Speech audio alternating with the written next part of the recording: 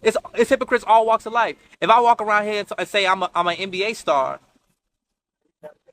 and nobody's never seen me in the NBA, nobody's never seen me with a basketball, you're not going to judge the NBA. You're going to judge me. But for some reason, when somebody say that they're a Christian, but they live like an atheist, you want to judge Christianity and not that person. Because you're a Christian, you're stand for Christianity, right? I so believe you're that. supposed to practice what you preach and what you stand I believe for. that. Are you following what I'm saying, though? I mean, yeah, I get what you're saying. So what I'm saying is there are people in this world who claim to be Christians, but they're not. And that lifestyle, the Bible tells us that we can know every good tree by the fruit it produces. They're basically wearing a costume, what you're saying. Absolutely. Basically like somebody wear a costume. If somebody wear a costume as a fireman, that don't mean that they're a fireman. Yeah, absolutely. So you have to consider each man's claim. Not base every man's claim to judge a whole sect of people.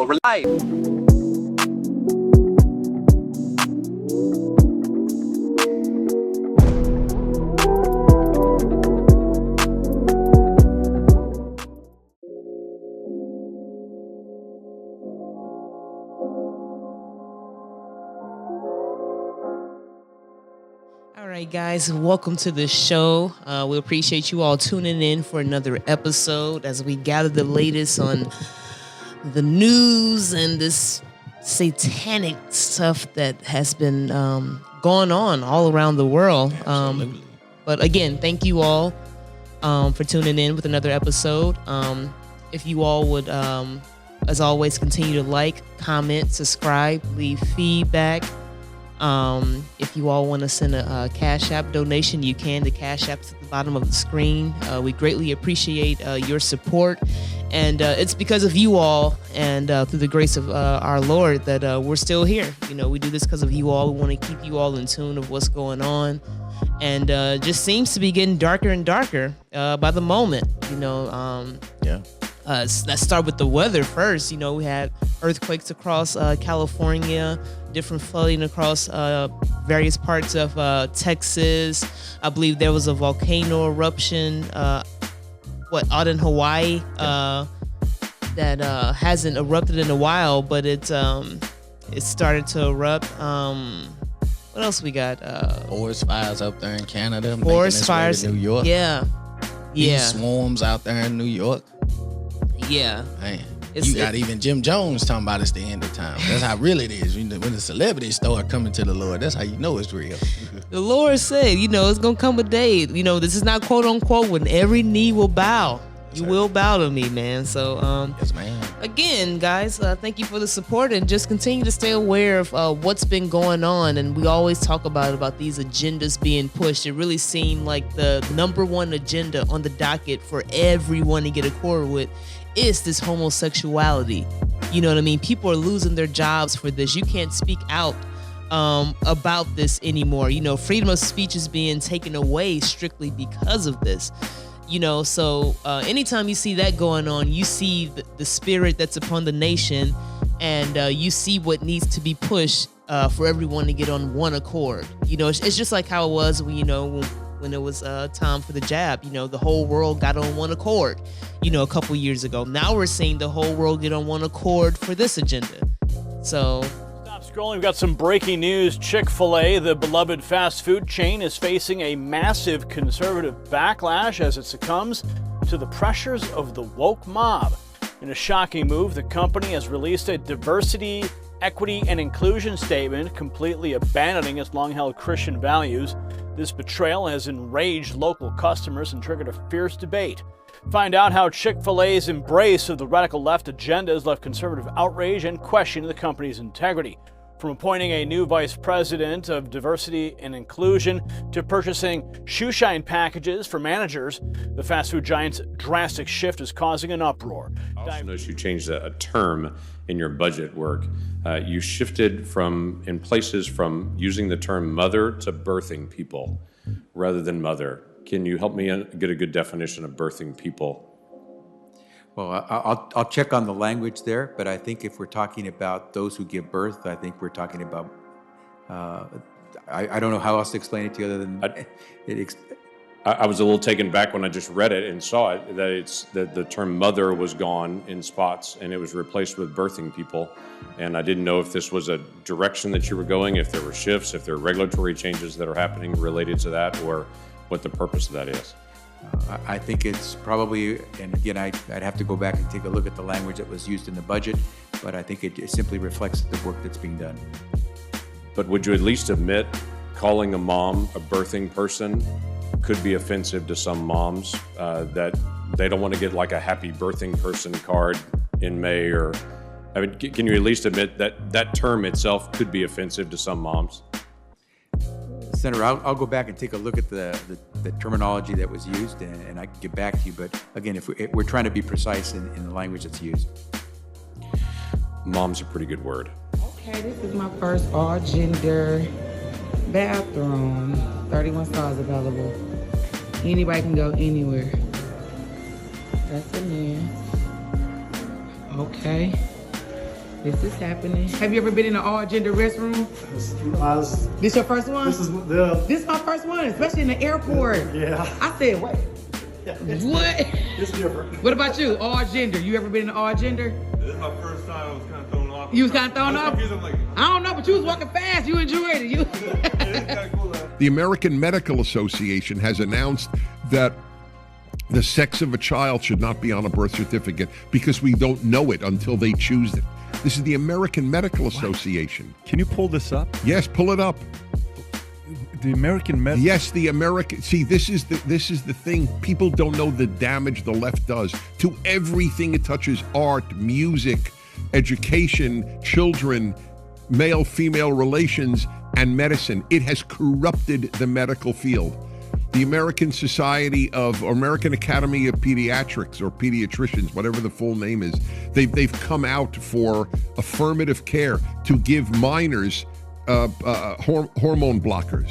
This one might be the worst yet. We have a school administrator in California actually arguing that we need to, and they are, even as we speak, teaching pedophilia to children as just another option for sexual orientation. Give us the story. You know, this concerned mother asked the assistant superintendent of curricula in the Brea Olinda School District in California why they were teaching children pedophilia and normalizing anal sex. And you would expect the administrator, the assistant superintendent, to say, oh my goodness, that's horrible. Where did you get such an idea? We would never do something like that. But instead, what she says is, well, you know, this is a sexual orientation that has occurred. And so it's, quote, really important to teach the children about this. And they are. I thought I'd seen everything. But this one is just beyond words. It is a note from a constituent who says, hi, Bernie, this is a worksheet that my 10-year-old daughter brought home from school, and it includes a photo of the worksheet. Part of her homework was to discuss with her father his erections and ejaculation. I find this very disturbing and sickening, as indeed do I have to say. I have complained to the school and was told it was just part of the curriculum. Can you advise who else I should make a complaint to? Well, I could go on for days who she could complain to. My daughter still plays with dolls and writes letters to the tooth fairy. There is no way any little girl should be told to ask these questions. Well, so say all of us.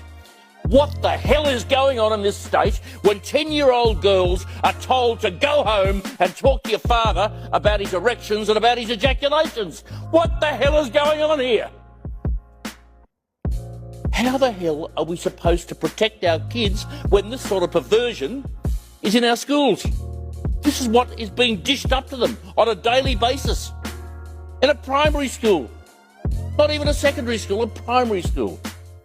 This is just unbelievable. It's staggering. I could not imagine the reaction. I have 3 daughters. I could not imagine the reaction. I know that people are going to get mad at me for this video, but honestly, I want to tell the truth. I've sat on this for 10 years. It's been 10 years since I've had this surgery. And I didn't want people to know. There's this expectation in the trans community that if you have any problems with the surgery, if you're not happy with yourself after having it, you're not supposed to talk about it because it makes all of us look bad.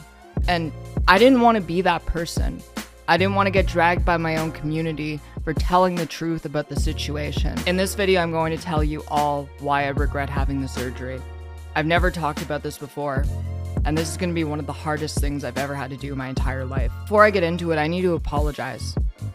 I need to apologize to all the people that I've lashed out at because they got under my skin, rightfully so, because they knew who I was. I think they saw and understood who I was better than I did. So, I'm sorry. I'm sorry to Matt Walsh. I'm sorry to Libs of TikTok. I'm sorry to all the detransitioners who are just out there trying to tell their truth. It wasn't right of me to lash out at all of you. I understand now why Matt Walsh and Libs of TikTok, Tim Pool, Blair White, why all of those people blocked me on Twitter because they thought I couldn't be helped. But I think this changes now. I was 18 years old when my parents took me to the doctor to have the surgery. All I ever wanted to do was feel like a normal kid. I got bullied a lot, and I didn't think that I could ever really be a man. I thought that maybe it would be easier to be a woman because I wouldn't get bullied. I wouldn't get called a sissy boy. And I was wrong. I was completely wrong. And I'm going to regret this for the rest of my life. There's an entire industry around transgender people. Doctors who are making millions of dollars butchering children. It's absolutely disgusting. And I fell prey to them. Once you have the surgery, there's no way to go back. There's no way to reverse the irreversible damage. You're stuck with genitals that are mutilated for the rest of your life. I've been a lifelong patient. I was made a lifelong patient.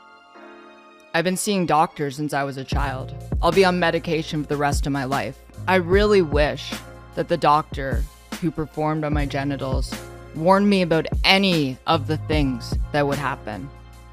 The irreversible damage that I can never change. I'll never be able to get my life back. And part of the reason that I'm making this video in the first place is because I want to warn people. I want to let you know what happens when you have the surgery, so maybe you won't have the same mistake I did. So Target has partnered with Satanist designer A.B. Prolin for Gay Pride collection. A.B. Prolin is a design from a UK transgender named Eric C. And on the designer's page, they're letting it be known that A.B. Prolin is teamed up with Target. Also on their page, Witches and Wizards Love Trans People. Also on their Instagram page, The Baphomet. Also on their page, Satan respects pronouns. Let's go even deeper. Satan respects pronouns and he loves who you are. Satan, listen to this, man. Satan accepts people of all, several and no genders. He appreciates gender nonconformity. He loves trans and non-binary people. Hail yourself. This is on that designer's page. And that's for y'all saying, oh no, he may be reaching. No, that's on their page. So is this, trans witches for abortion. Boy, oh boy. Have I not told y'all about these places? Have I not told y'all that wicked elites own these businesses? And that toxic products that are making your lifespan shorter are sold in these stores?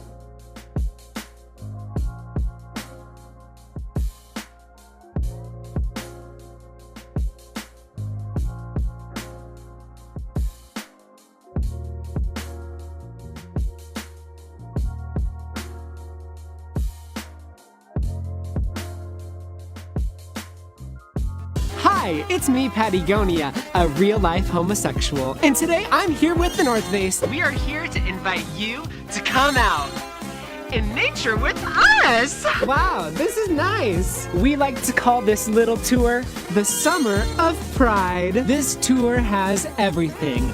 Hiking, community, art, lesbians making art. Last year, we gay sashayed across the nation and celebrated Pride across the nation with hundreds of you across the nation. This year, we're back again with 2 new stops. Atlanta, GA. Why? Because you're there. In Salt Lake City, we're coming for you. Howdy, can we go? Of course! This year, all these fabulous speakers will be coming from inside this TV to a nature near you. Of America, where companies not only sell you their products, but also push a woke cultural agenda on their customers. By now, you probably know about Anheuser-Busch's debacle putting transsexual Dylan Mulvaney on Bud Light cans, and Target's Pride Tuck-friendly swimwear and accessories line. Those decisions have cost the two companies to lose at least $25 billion in stock value. And it makes you wonder why their CEOs still have their jobs. Anyway, now Disney, the company that lost at least $300 million by promoting homosexuality in the animated kids' movies Lightyear and Strange World, is at it again. I guess Disney hasn't learned its lessons, folks. Courtney Faber posted videos on TikTok of her family's visit to Disneyland. One of them has received 8 million views. It shows her daughter greeted by Nick, the fairy godmother's apprentice, as she enters the Bibbidi Bobbidi Boo boutique.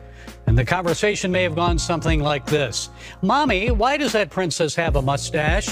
Oh, honey, because some princesses are boys. Folks, Nick is probably a kind person. He seems friendly, but really? Do you want cross-dressing men greeting your kids in the Magic Kingdom? I'd rather have Mickey there. Video shedding light on how the battle for free expression extends well beyond our borders. A 16-year-old Christian activist in Canada says he was detained and threatened with arrest after handing out free Bibles to students at a protest in Calgary. That activist, Josh Alexander, joins us now. Explain to us why you were protesting. Anyways, I was at this protest. It shows support for Liberty Coalition Canada. And I was just there to hand out some Bibles to students. Before we get to why you chose to hand out Bibles, why you chose that as your form of protest, which is very fascinating and interesting. But first, let's go back. You said there are only 2 genders in a Catholic school, and the Catholic school kicked you out or suspended you? Yeah, that has been going on. I'm still kicked out for the remainder of the year. I'm in grade 11. But I'm not allowed to return at this point. There's a lot of litigation going on there right now. What was the premise? What have they explained to you as to why they kicked you out? I quoted Mark 10:6 after a teacher told us that there was as many genders as we wanted there to be, and we should explore ourselves. And I said, no, God created male and female. And some female students complained to me about males using their washrooms. They were concerned about this. So I stuck up for them and I voiced my views on that. And ever since I've been kicked out, they claim that my views and me expressing them was a form of bullying. So you stood up for girls, for biological females, and you got kicked out. I understand your parents were also, are they part of that school district as well? And they're on leave? They've been put on leave? So they're at the neighboring district. It's a public board. I'm in the Catholic board. And they've both been placed under investigation and put on leave. What is happening to Canada? It's unbelievable. So let me get you the statement from the Calgary police about your arrest at the protest. They say that officers were on the scene to support public safety during a protest. During the event, a fight broke out between several individuals of opposing views. 2 people were taken into custody and released without charges. The investigation remains ongoing. The Calgary Police Service recognizes the charter rights of everyone to freedom of expression and peaceful assembly. We police behavior, not beliefs. Is that something you agree with, Josh? That they are just policing behaviors and not beliefs? I certainly don't think it was a coincidence that after 4 minutes at the protest, police standing by witnessing me being assaulted by a mob with my hands in the air. They decided to arrest Josh Alexander at the I Stand with Josh Alexander rally. So I don't think there was any coincidence there. It was about 4 minutes into the rally when I was arrested. Crazy stuff. This is exactly why. Biological males cannot get pap smeared. It's not possible. It is physically and anatomically impossible. It's not even following science. People want to understand why we're kind of, do goofball things. This is why, right? Biological women cannot go get a prostate exam. It's not possible, right? So we can do all the gender feel-good garbage, but this is why our kids are confused. This is why your kids are dressing up as furries and want kitty litters in the bathrooms. It's because you guys won't follow science. There are 2 genders. There are 2 genders possible. There's not 3, there's not 4, there's 2. The crazy stuff like this is why people are confused and the kids don't know what the hell's going on because they're confused because of legislation like this. Look at how ridiculous this is. Fucking Target.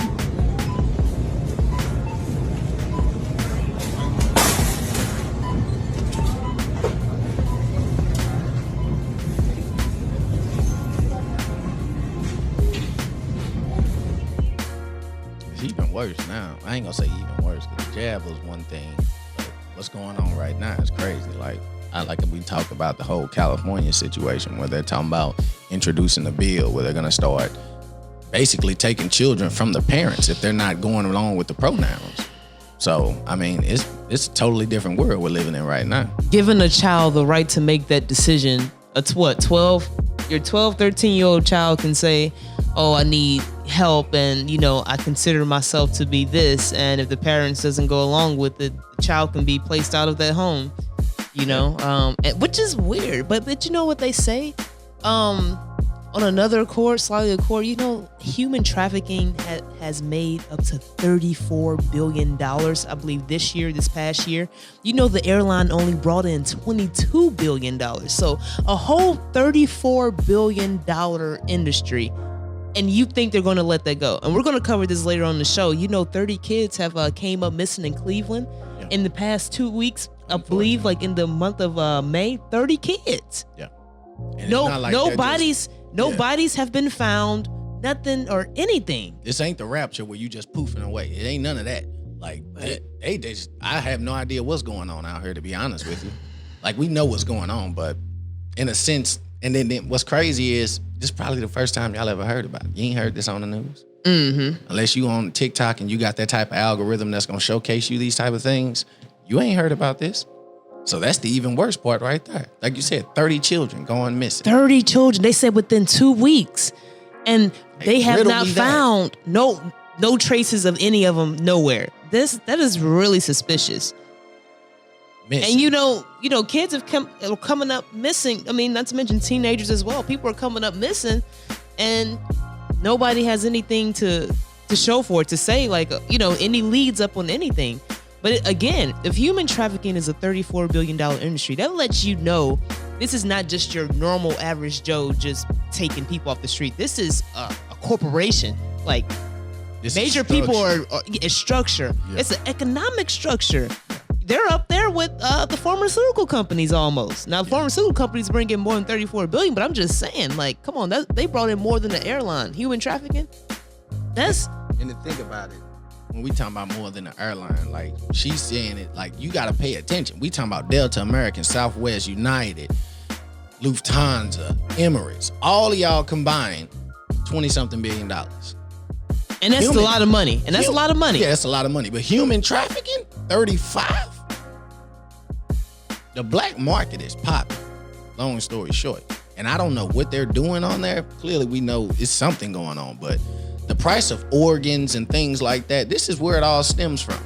You have the whole adrenochrome thing going on as well, but I don't even believe there's enough billionaires and millionaires out there with the adrenochrome situation to even just be snatching kids up like this. Like right now, at this point, it's gotta be about organs, or it's gotta be about, unfortunately, some old sexual fetish or something like that. Like, there's no reason for these many children. But look about how many people are on these donors lists too to get different body parts. Yeah, come on now. You got thousands of people on waiting lists all around the world.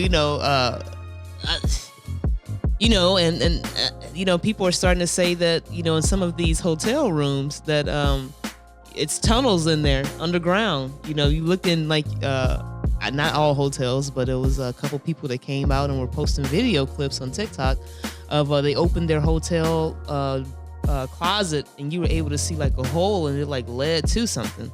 Yeah. I remember when I took my test at Denver, and basically part of the test is you have to know the airport and everything like that. But what they don't tell you about, they don't tell you what's there, but they tell you how to avoid finding tunnels that lead to the airport under the airport. So you got to know Denver International was built on top of the old Denver airport. And what's up under there, you do your research on that on your own time. I believe it, yeah. And to add on to what Mojo was saying, she actually ended up in Denver. She was kidnapped from Chicago. This one girl, she was kidnapped from Chicago. She said underground, it's like a whole, from Chicago, it's like a whole another world underground, different caves and tunnels, a whole train system. And when they found her, she came up from a manhole in Denver. She escaped. And she was just saying how it was a whole organization running underneath there. Hyperlink is real, man. But so guys, we just say this to be aware, pay attention to your children, stay prayed up and, look to the Lord. And so we're going to start off with a scripture. I'm going to come out of, 3 short scriptures. They all coincide together. Romans 13:14 says, but put on the Lord Jesus Christ and make no provisions for the flesh to fulfill its lust. Matthew 26:41, watch and pray lest you enter into temptation. The spirit indeed is willing, but the flesh is weak. Psalms 56 verse 4, in God I will praise his word. In God I have put my trust. I will not fear. What can flesh do to me? So I say this to say, guys, as followers of Christ, it is a daily battle, battling against the flesh. You know what I mean? Our flesh is weak. Our flesh wants what it wants. But if we continue to allow the Lord and our Savior Jesus Christ to be our vine, to be our foundation, to lead our spirit, what can the flesh do to us? Not saying it'll be easy to just, to deny the flesh, but it'll give you more power to not submit to your flesh. And we have to, not enter into temptation, and that can be anything, whether it be drinking, smoking, you know what I mean, going, fornicating, hanging out in places that you're not supposed to hang out at, the language that you use, how you think about people inwardly in your heart, you know what I mean? And so we have to strengthen our spirit against that. So that's all we'll do. And the book of Matthew, how you gonna be forgiven if you can't forgive? Yes, things like that. That is so true, man. But all right, and we got Mojo back with us. Mojo was on vacation. Well, not vacation, but he is back. A couple. Been on workcation. They've been working me like the Hebrew slave that I was. That's where I've been. But listen, it's real out here, man. Mm-hmm. Fighting the lust and fighting that flesh it's rough out here. Yes, sir. In today's day and age, so you have to watch the people that you're around, the conversations that you're having, absolutely, the language, the music you're listening to, the things you're watching on that cellular device of yours, all kinds of things that could lead you from point A to point B in a heartbeat, Brother Solomon in the book of Ecclesiasticus in chapter 19 and verse 1, it first started off, it says, a laboring man that is given to drunkenness shall not be rich. And he that contentment small things shall fall little and little. And then wine and women can make a man of even understanding to fall away. And that he that cleaveth to harlots will be impudent. Moths and worms shall have him to the heritage, and a bold man shall be taken away.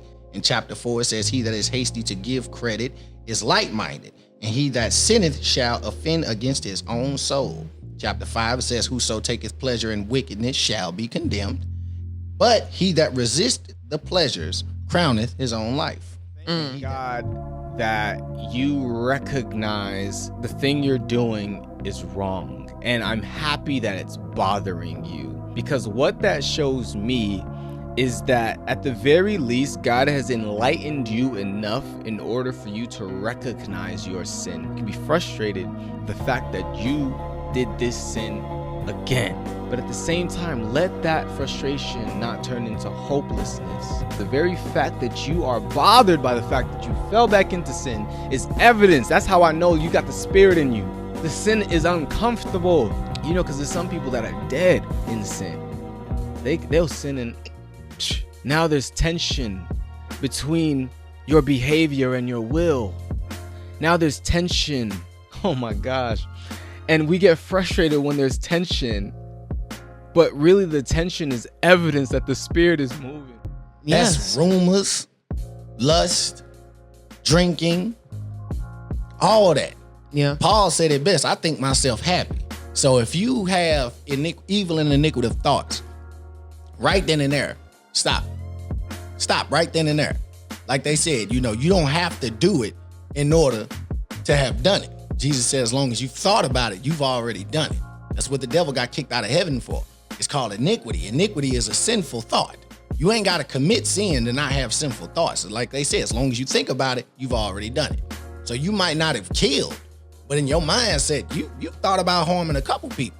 Have you repented for those thoughts? Yeah. As soon as those thoughts pop up, when I have thoughts, I repent and I say, you have to rebuke Satan. Absolutely. Because that's one thing about the Holy Spirit.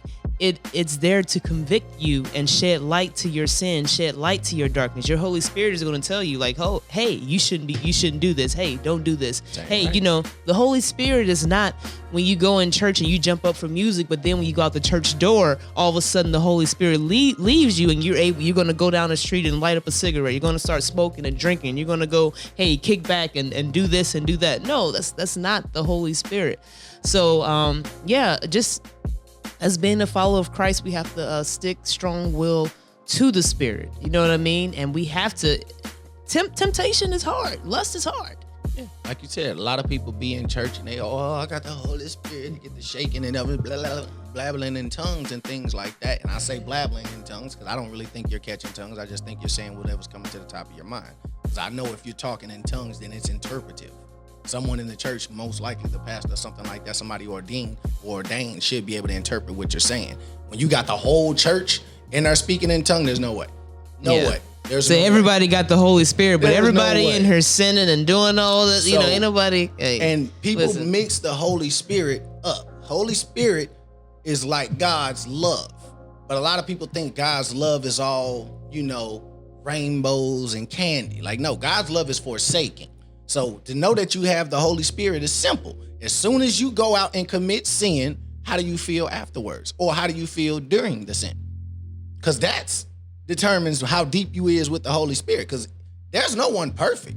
The Bible says you're going to commit sin. But how you know if the Holy Spirit or where you're at with your walk in that journey is as soon as you do it or after you do it, you immediately repent. Why? Because you know you've done wrong and you've fallen weak to the flesh. Because like she said, the flesh is willing. Flesh is weak. The flesh is weak. The flesh is gonna want what it wants. It's weak. It's weak. So fasting is another part of you being able to fight that temptation, because it also talks about greed, things like that. If you're greedy, it's gonna be hard for you to break that. If you can't go 24 hours without food or certain things in your life, you've already lost the battle, because it's hard. That's fighting the flesh right then and there. You're going to do it anyway. When you go to sleep for 7-8 hours, you're fasting. You're asleep. Your body's not having any food. It's resetting itself. So why not wake up and go another 8 to 6 hours without it? That's 16 hours in the day. You sleep for 8 and you go another 8. That's 16 hours out of a 24-hour period with you not having any pesticides or any contaminated food that they're giving you out here, because most of y'all ain't just vegans. And even if you are a vegan, yet who knows what you're eating. A lot of preservatives and processed food. Okay. It's not like it's natural with all kinds of things. Yeah, unless you're eating it from your own backyard. Yeah. And then let's pay attention to that, because a lot of the seeds they're selling in the stores are being contaminated. And if you're a vegan, you could be eating a lot of hybrid fruits and vegetables. What? There's no. When she say hybrid, there's a thing called a lemon.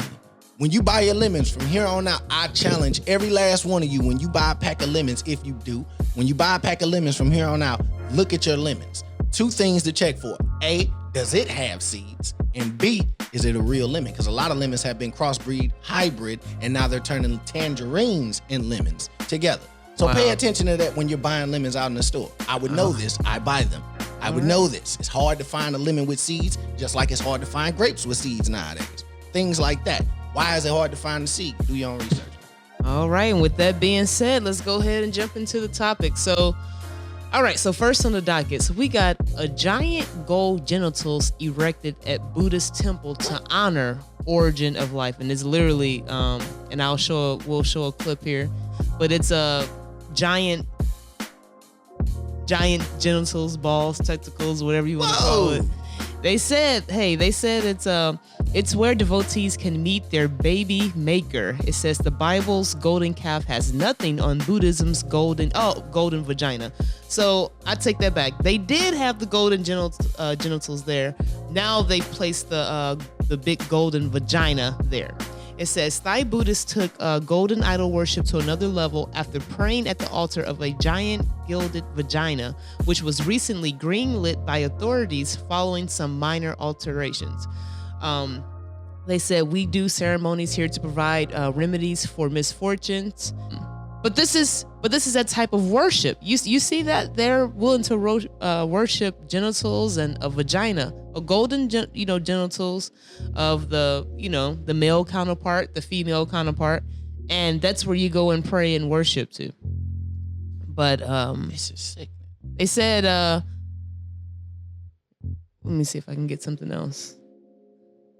No, but that's basically it. It's Brother placed Paul there. said, as I passed by, I beheld their unlawful deeds.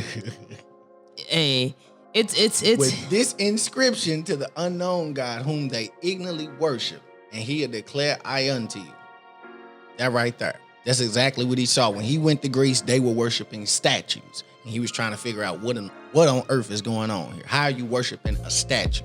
The same statues that we worship today is what it is. At the time in the Bible, what they were making Princess Diana, and Princess Diana is actually the big statue that we have right there in the water in New York City. You could tell what city it is. Just like in Babylon, they made what was the name of the statue that they made, the golden statue with the silver and all of that.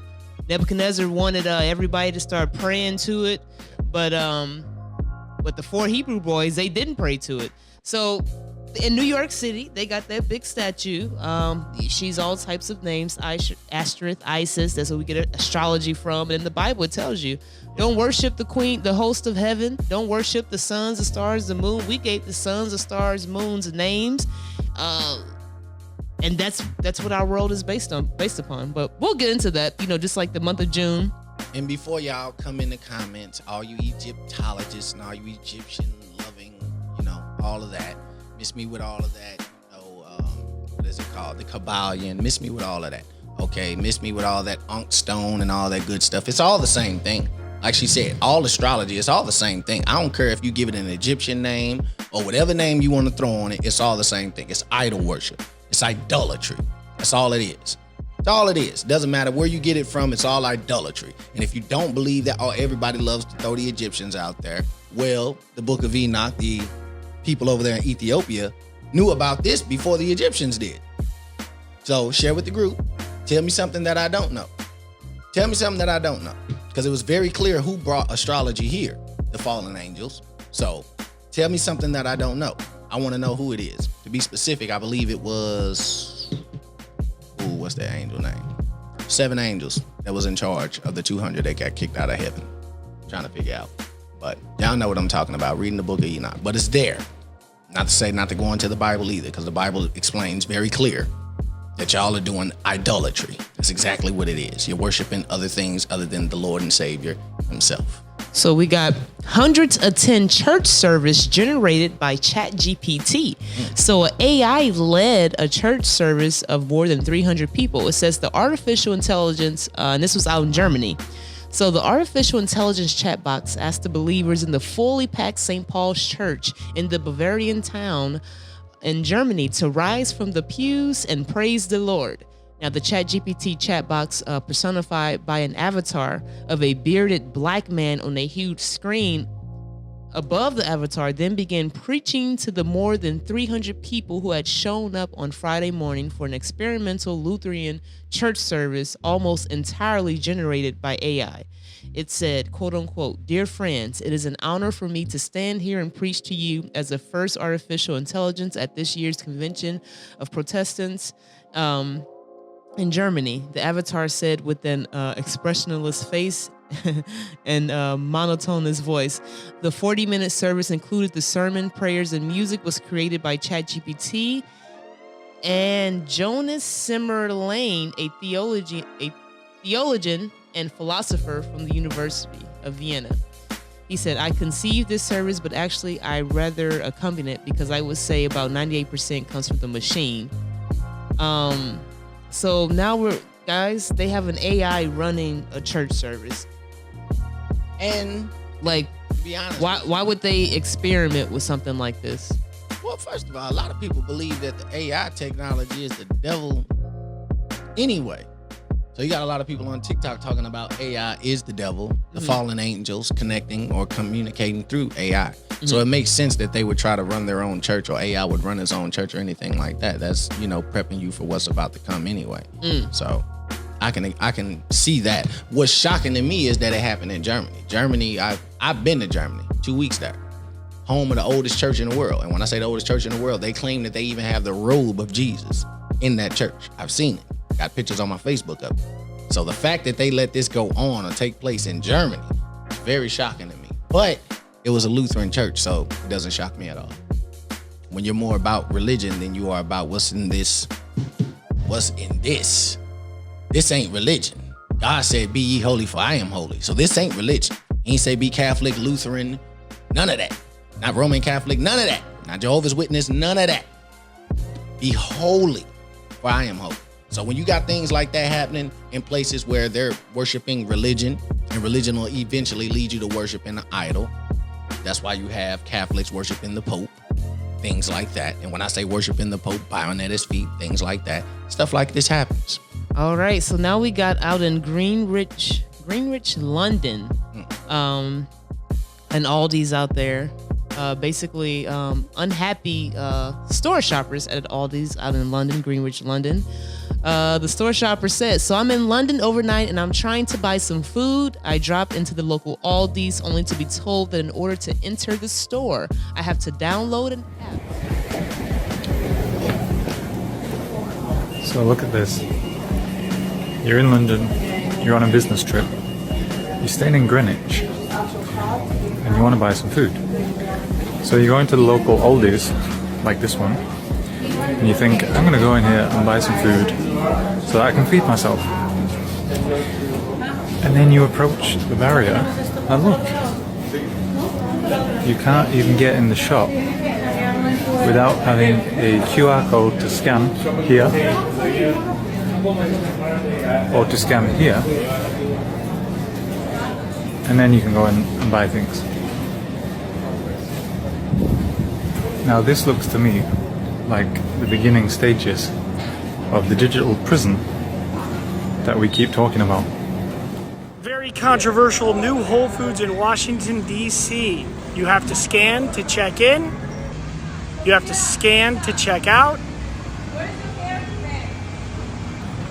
You have to scan to leave the checkout.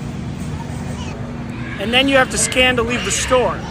We have the tech people building the clouds and the telecommunications. We have the military doing space and Operation Warp Speed. So they're putting up the satellites, okay? Then we have Big Pharma, which is making the injections that are full of these mystery ingredients and modify your DNA, and for all we know, make you infertile. And then we have the media pouring out the propaganda. And then we have the central bankers engineering the central bank crypto systems. So you have these different pillars, and it's very important when you look at what's going on day to day, particularly in the media. They're trying to keep them separate so that you can't see how they're going to come together in an integrated system, which is basically integrated into your body and your mind. For what purpose? To institute the slavery system. So in other words, if I am going to do everything through a smart grid, and I need to run the smart grid into your neighborhood, and then I need to run the smart grid into your body, the question is, how am I going to build it out in your neighborhood and build it out in your body without you seeing the trap? Right? So that's why you try and keep these different lines separate. So if you listen to the central bankers, they try as hard as they can to stay away from these conversations. So it was interesting. I was watching an IMF presentation on cross-border payments, and the Federal Reserve Chairman, the head of the IMF, mentioned the digital global ID system, and you would have the Federal Reserve Chairman almost blanched, and you could energetically feel him moving like a galaxy away. It's like, no, because there are 325 million Americans, and there are more than 325 million guns. And he doesn't want everybody to see this until the trap is thrown. It's too late. Designing these new little mini cities that they call districts, where your building is going to have 500 or 600 units for living, then it's going to have office space, then it's going to have retail, all in the same building. Meanwhile, it's only going to have a few parking spaces. They're literally putting huge signs in the streets, and they all look exactly the same, and it says City of Toronto rezoning, and they are all identical. And it has residences on top, office buildings and retail in the middle and the bottom, and then almost no infrastructure for parking. So there's not even enough parking for the people living there. You're supposed to live upstairs, work somewhere in the building, go to the gym or your Starbucks or your grocery store, everything in the building.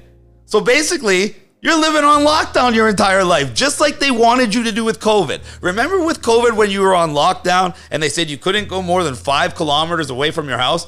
Well, if you don't have a car, guess what? You're never going to go more than 5 kilometers away from your house. And that's what the 15-minute city is designed to do. 7 years after South Australia did it, Victorians will finally get digital licenses. Drivers in Ballarat will lead a 6-month trial of the technology and its privacy protections before the rest of us in 2024. Secured with a QR code that refreshes every 90 seconds and a moving hologram, Victoria's crack at making a digital driver's licence is ready to hit the road. This is just such a glorious day and I can't wait. I just can't wait. From June onwards, people can register their interest if they've got a full driver's licence. Let's just get on with it. Let's do it. New South Wales have had digital driver's licence for 4 years. Drivers will have to apply through the Service Victoria or VicRoads app. I think it makes a lot of sense. I know I was chatting with my friends. We're all thrilled. It's going to make life a lot easier. There's only 2 clicks left.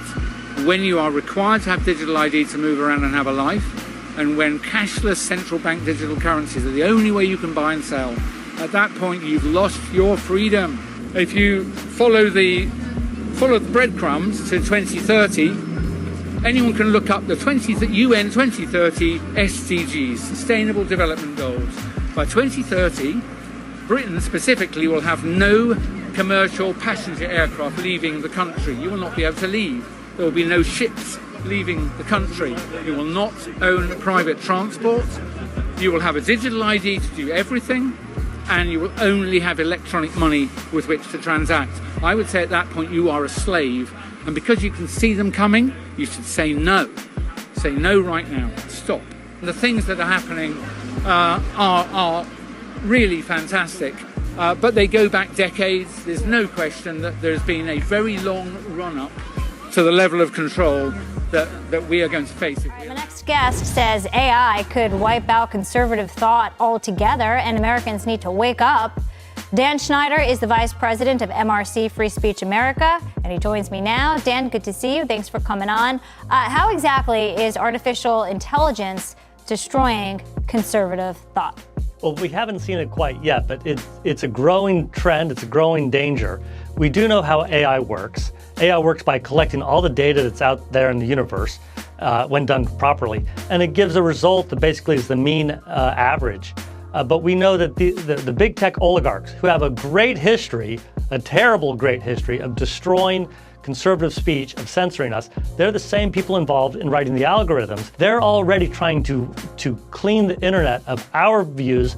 They're trying to cancel us, and that's going to be an ever greater threat when AI eliminates our perspective in their search results. If that is the worry and that's the concern that could happen, is it something that conservatives can put a stop to? Well, Congress needs to act right away. Democrats in Congress and in the executive branch know that AI is the single greatest tool they've ever had to destroy their opposition, to destroy the very idea that America was founded on. We have to act right away to stop these big tech executives. And of course, we see what's going on in China too. How so? How is it such a threat? And B, how do we stop them? AI should and could be a very great tool to create value for all of us. But AI is also going to be used against us, just like the social media platforms have silenced us and censored us. But this is going to be an even greater threat than social media silencing us. This is going to be substituting their truth, the left-wing truth, for our truth.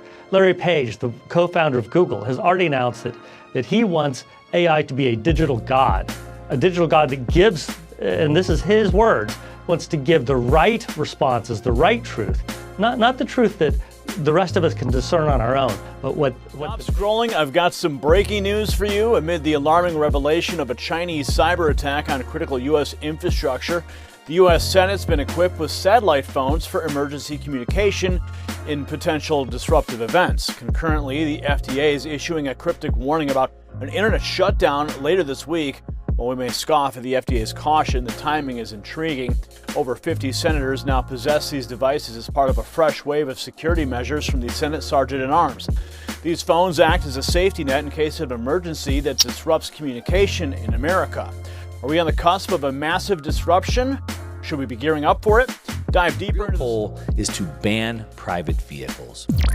What is this end game? Now you see, the intent isn't to transition the masses to electric vehicles. It's not going to work. I already explained that to you. The real goal is to ban private vehicles. Only essential vehicles will be allowed on the road. Think it can't happen? Well, cities have already started. Madrid, Paris, Oslo, London, Mexico City, Copenhagen, Brussels, Milan, Rome, Athens, Frankfurt, Berlin, Bogota, Amsterdam. All of these cities have already begun limiting the amount of cars on the road. Meanwhile, all across the world, local governments are introducing 15-minute cities where everything you need is within 15 minutes walking distance. Canada, we're seeing it in Vancouver and Edmonton. In the UK, we're seeing it in Bath, Enfield, and Oxford. We're seeing it in Melbourne, Australia, Paris, France, Buenos Aires, Argentina, and Seattle and Portland in the United States. We're also seeing other signs that smart cities are underway. On September 1st, the local government in Denver, Colorado took over tens of thousands of smart thermostats during a heat wave, stopping people from turning up their air conditioning. Now, to be sure, it's exactly the level of control governments want to have over your electric cars.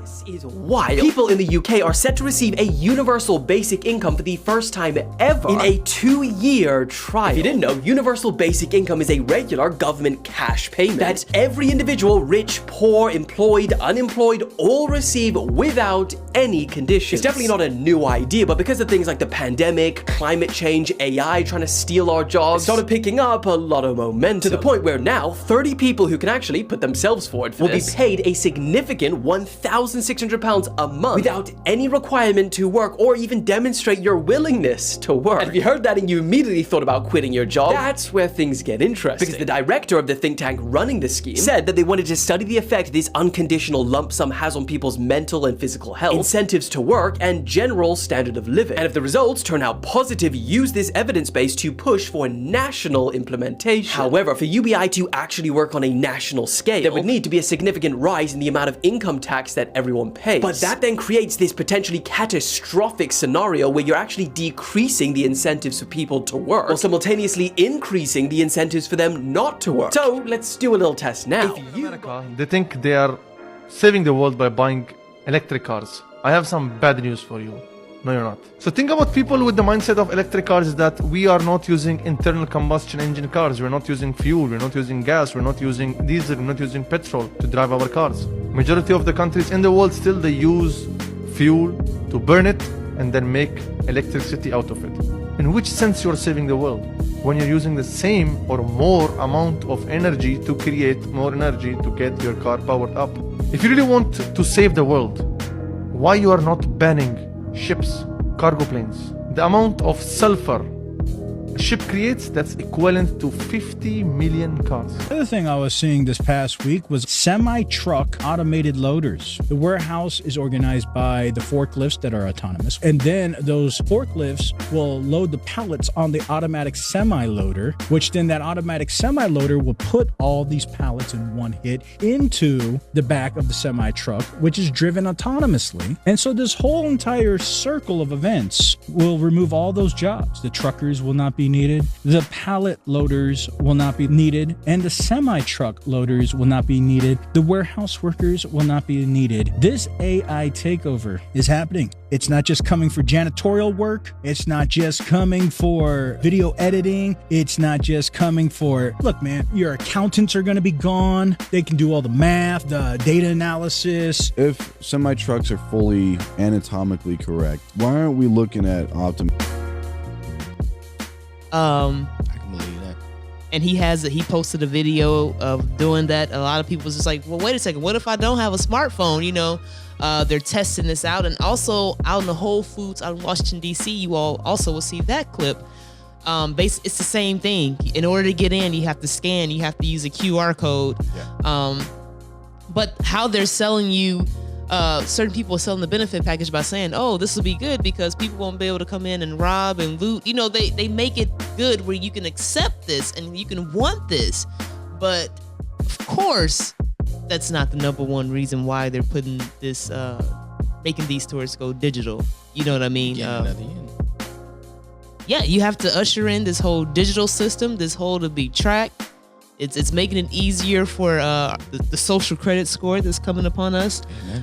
So they're doing it slowly by slowly. So before you know it, everything will be digitalized, and you know you've been accepted everything without even knowing it. So I remember I told you when I went on my training that in order to get into the building of the training facility, you had to scan the QR code. And I thought about it. I said, well, a lot of these people just started work today. For a lot of them, this is their first job. So what if they ain't had no job coming in here? They may not have a phone. Now, in order to get in this building, you had to scan the QR code, and here's the loophole around it. So say you got a phone, but you don't have internet. We got free Wi-Fi in the building. Make it convenient for you. No, don't worry about it. It's free. As long as you got a phone, we'll give you Wi-Fi and we'll get you updated real quick, get you acclimated. It's crazy. Now, here's the kicker. If you didn't have a phone, they had burner phones for you to scan the QR code. Oh, really? Pay attention to that. And when I say burner phones, I mean these phones only work around Wi-Fi. So there's no hiding that whole, oh, I ain't got no phone, man. Oh, you off the grid. My off the grid people. I ain't got no phone, man. I don't even do all that. No, we got you covered. We got a whole box of them. There you go. Like you said, I got a whole box of government phones right here. Just download that. You just connect to the Wi-Fi, download the app. We'll get you right. Yeah. I always tell Mojo this story of like, I remember this had to be, way back. Well, I ain't gonna say way back when. This had to be probably like in about, I want to say maybe 2015-ish, 16-ish could have been. Remember, I was visiting back home and, my family was telling me, oh, they're giving out free phones in this neighborhood. And to me, I had never heard of that because that was just so wild. And they were just like, yeah, we're going to get our free phone. I'm like, wait a second. The government is giving out free phones? They were just like, yeah. And I just always thought that there was something to that. I thought right then and there that they were testing out some type of experiment that they're doing that they had planned for in the future. Yeah. You know what I mean? And now you see how everything is coming like, but yeah, they're giving out free government phones and it was tracked. They're able to see everything that you were doing. Absolutely. You know what I mean? They're going to allow you to use Wi-Fi and get on that. They're going to be able to see what websites you're getting on. What are you using your time with? What are you looking into? Where are you at? So, use it like a GPS. So, I don't know. So, also, Elon Musk's brain implant company Neuralink announces FDA approval of inhuman clinical studies. So before, he was approved to test this in monkeys and animals. Now the FDA has just approved this to where he can do inhuman clinical studies. Now the Neuralink neurotech startup co-founded by Elon Musk announced Thursday it has received approval from the Food and Drug Administration to conduct its first inhuman clinical study. The implant aims to help patients with severe paralysis regain their ability to communicate by controlling their external technologies using only neural signals. The extent of the approved trial is not known. Neuralink said in a tweet that patient recruitment for its clinical trial is not open yet. See, this is how they sell you the benefit package. Oh, you get this, it helps with paralysis. We can bring your nerves back, but they don't say, oh, we probably can. We can slow down Alzheimer's. Yeah, they'll tell you we can slow down Alzheimer's. We could, we can see different health effects before they even come. But they don't tell you, oh, we can also do some things too. We can control you using that implant. We could track your brain waves of what's going on in there. We could, shut your body down, perhaps, I truly believe whenever they do start testing in human subjects, majority of the human subjects will be senior citizens. Now, that's for two reasons. A, senior citizens are more vulnerable health issues wise, so it's easy for them to be able to say that they're clearing up things. Like say you do have someone with Alzheimer's. That's usually once you hit about the age of 40, 50-ish and up that you start to show signs of Alzheimer's, things like that. So somebody with Alzheimer's, say you get it in them and then they start to get their memory back. Oh, I cleared up Alzheimer's. Yeah. However, what if I'm testing on that same person and that person passes away? Well, they already had health issues. Remember when the jab first came out? Who were the first test subjects? Elderly people. I do think now you'll get young people who will want it too. They want to be cool now. They're used to, it'd be cool to get a brain chip. I ain't talking about getting it. I'm talking about the test subjects. Right now, we're just in the testing stage. Yeah. So if I test on a subject, I'd rather test on someone elderly, just in case anything does go sideways. I can let the FDA know this person had health issues before. Yeah, that's a good angle to look at it. Because if you test all healthy people and they start going around like zombies, they like, whoa, this ain't good. This ain't good. We can't put this out. That's for sure. No, I get that. That's interesting. So also, an Australian bank stops handling cash at the counter in some branches. So completely at some branches in Australia, New Zealand, they're already like stopping cash completely. It says the Australia and the New Zealand banking group ANZ Bank has stopped handling cash over the counter at some branches. Now, there are a small number of branches where we no longer handle cash at a counter. A spokesperson for the 570 branch bank, which posted, so they had a profit of about $8 billion last year. So this is, good money that they made a profit. They said these branches, cash and deposits and cash withdrawals can continue to be made by using our smart ATM and coin deposit machines. And we have staff on hand to help customers that might be using them for the first time. So basically, in other words, they are starting at banks to take away cash completely. And if you do have some cash or some deposits, they're going to lead you to their smart ATM. So they're already starting to kind of program you to get ready to not use cash anymore. I'll be honest with you. The last time I've used cash was during the whole situation that I had with the vehicle, right? So I go to the bank looking to do a withdrawal. Yeah. I need some money, right? Money's in my account. Money's there. So I asked for the withdrawal. I got hit with one of them Soulja Boy situations. For all y'all that know, Soulja Boy went to the bank asking for $100,000. They told him they didn't have it. I ain't asked for that much. I wasn't even asking for much in my mind. I'm thinking it's a bank, right? They didn't have it. They didn't have it. I had to go to another branch. Wow. In order to get my money. Which shocked me because I said, this is a bank. How much money are you holding in the safe altogether? If you can't give me this much, how much are you actually holding in cash? Now, digitally, they could, you could just swipe your card for it. Now, I don't want to swipe my card for it. At this point, now, I really want to, because at first I thought about it. I was like, I'll just swipe my card for it. But then something just told me, no, see if you can get the cash. I want to see it. I want to feel it in my hand. Palms must be greased. I want to feel this money. So I told him, get it for me. I had to go to another bank to get it. And when I got to the other bank, it still took me an extra 30 minutes for them to get the money for me. Because they had to get it cleared. They had to get it cleared and approved by the corporate bank and all this other stuff. But you don't have to do all that when you get your money in the bank, which is crazy. I could just throw the money in the bank in a heartbeat. I could say I could deposit $20,000 today. That ain't no issue. But let me go up there and tell them I want $20,000 out the bank. Oh, we got to get that cleared. Flag on the plane. Wait a second. Throw the towel in. Wait a second. Time out. I got to call somebody about this. Yeah. So pay attention to stuff like that, man. It's going down quicker than we think. A lot of y'all keep talking about, it'll be 2030 or something like that. Nah, it's going to be 2024. Our kids are already in the mindset of not having cash on them. They'll rather you send them money on Cash App or to use a Cash App than to use cash. So the generation that's coming up underneath us are already trained not to use cash. It's us and the ones above us that has to get used to not using cash. So when they usher in this system, it's going to be easier for the generations under us and that come under them to use this digital system because they don't use it already as it is. It'll be normal. It's normal. And speaking, I was in a grocery store the other day. I remember a couple months ago when you were speaking about at a Snooks, there was a robot in there. And I saw the robot for the very first time in Snooks, like going down the aisles, checking things. I'm like, wow, I've never lived. And see, this was stuff that you only saw on movies, the sci-fi movies, all that stuff. Now all of a sudden they're incorporating this into reality, which is so crazy to me. I actually saw a robot in the grocery store going down the aisles. And I'm like, wow, it's really happening. This stuff is really here.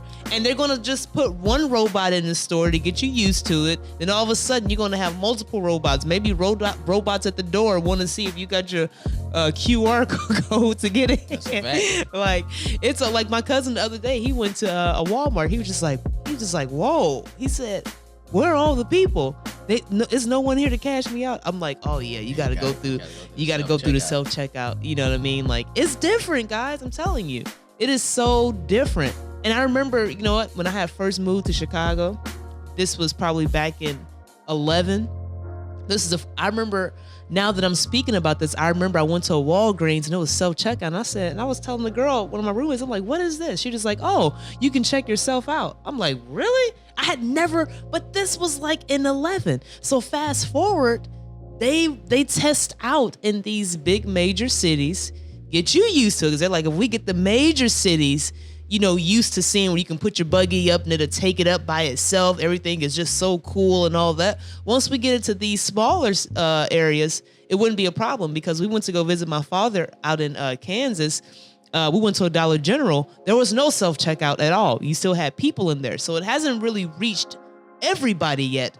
They're just running it out, getting like the big populations on board, control with it. And then with the smaller cities, the rural areas is not going to be a problem. And you got to know, when you're doing it with the bigger cities, once it comes to a smaller city, they think they're getting updated. We're getting upgraded. They think it's the greatest thing in the world. We're getting an upgrade. We got self-checkout now. Like, nah, it's not good. And going back to the robot, remember I told you, it ran up on me. Like, it wasn't in there checking the line. It was checking me. It pulled up on me like, hey, what you looking for? Like, it literally asked me, was I looking for anything? It had it on a little You should have screen. started speaking Spanish. Well, it probably would have interpreted it too. It'd be like, what are you talking about? That's gibberish. That ain't Spanish. I got Spanish. You know what I'm saying? So stuff like that. And the self-checkout, that was a big thing online. And remember, Walmart got so mad with the self-checkout that they had to update their technology because a lot of people were stealing on the self-checkouts. So now they've updated the technology. If you pay attention, when you go to a self-checkout, especially in Walmart, it immediately makes you swipe, scan, whatever you do, put it in the bag. If you don't put it in the bag, it will shut down right then and there and throw that yellow flag up. It sure will. It will throw that yellow light up and tell somebody to come over and help you out because you ain't put it in the bag and I don't know what you're doing. I think you're stealing. But you know what? You brought up something interesting. You said that when they bring this stuff to the big cities and they don't have it they gonna think it's an upgrade. They think it's an upgrade. You know, that's psychology 101. Yeah. This is how we can get them on board with it. Yeah. They will want it because they're like, oh, we're getting upgraded now. No, we're just ushering you into the program as well. We're making it easier. If Chicago is getting self-checkout 100%, everything is self-checkout, we got robots in the stores and everything. What do you think a little Carbondale-ish type of city is gonna think when they start getting robots and self-checkout? Oh, it's cool. You know what I'm saying? Little Salem, Illinois and things like that. These small towns, man, they gonna think it's the greatest thing since sliced bread. We're getting an upgrade in our community. They're doing, and that's how they're gonna market it. The mayors and everything like that, because they're small towns. Market is so an upgrade. know everybody. Yeah. It's an upgrade. We're gonna upgrade the city. With this new tax proposal, we're gonna get self-checkout.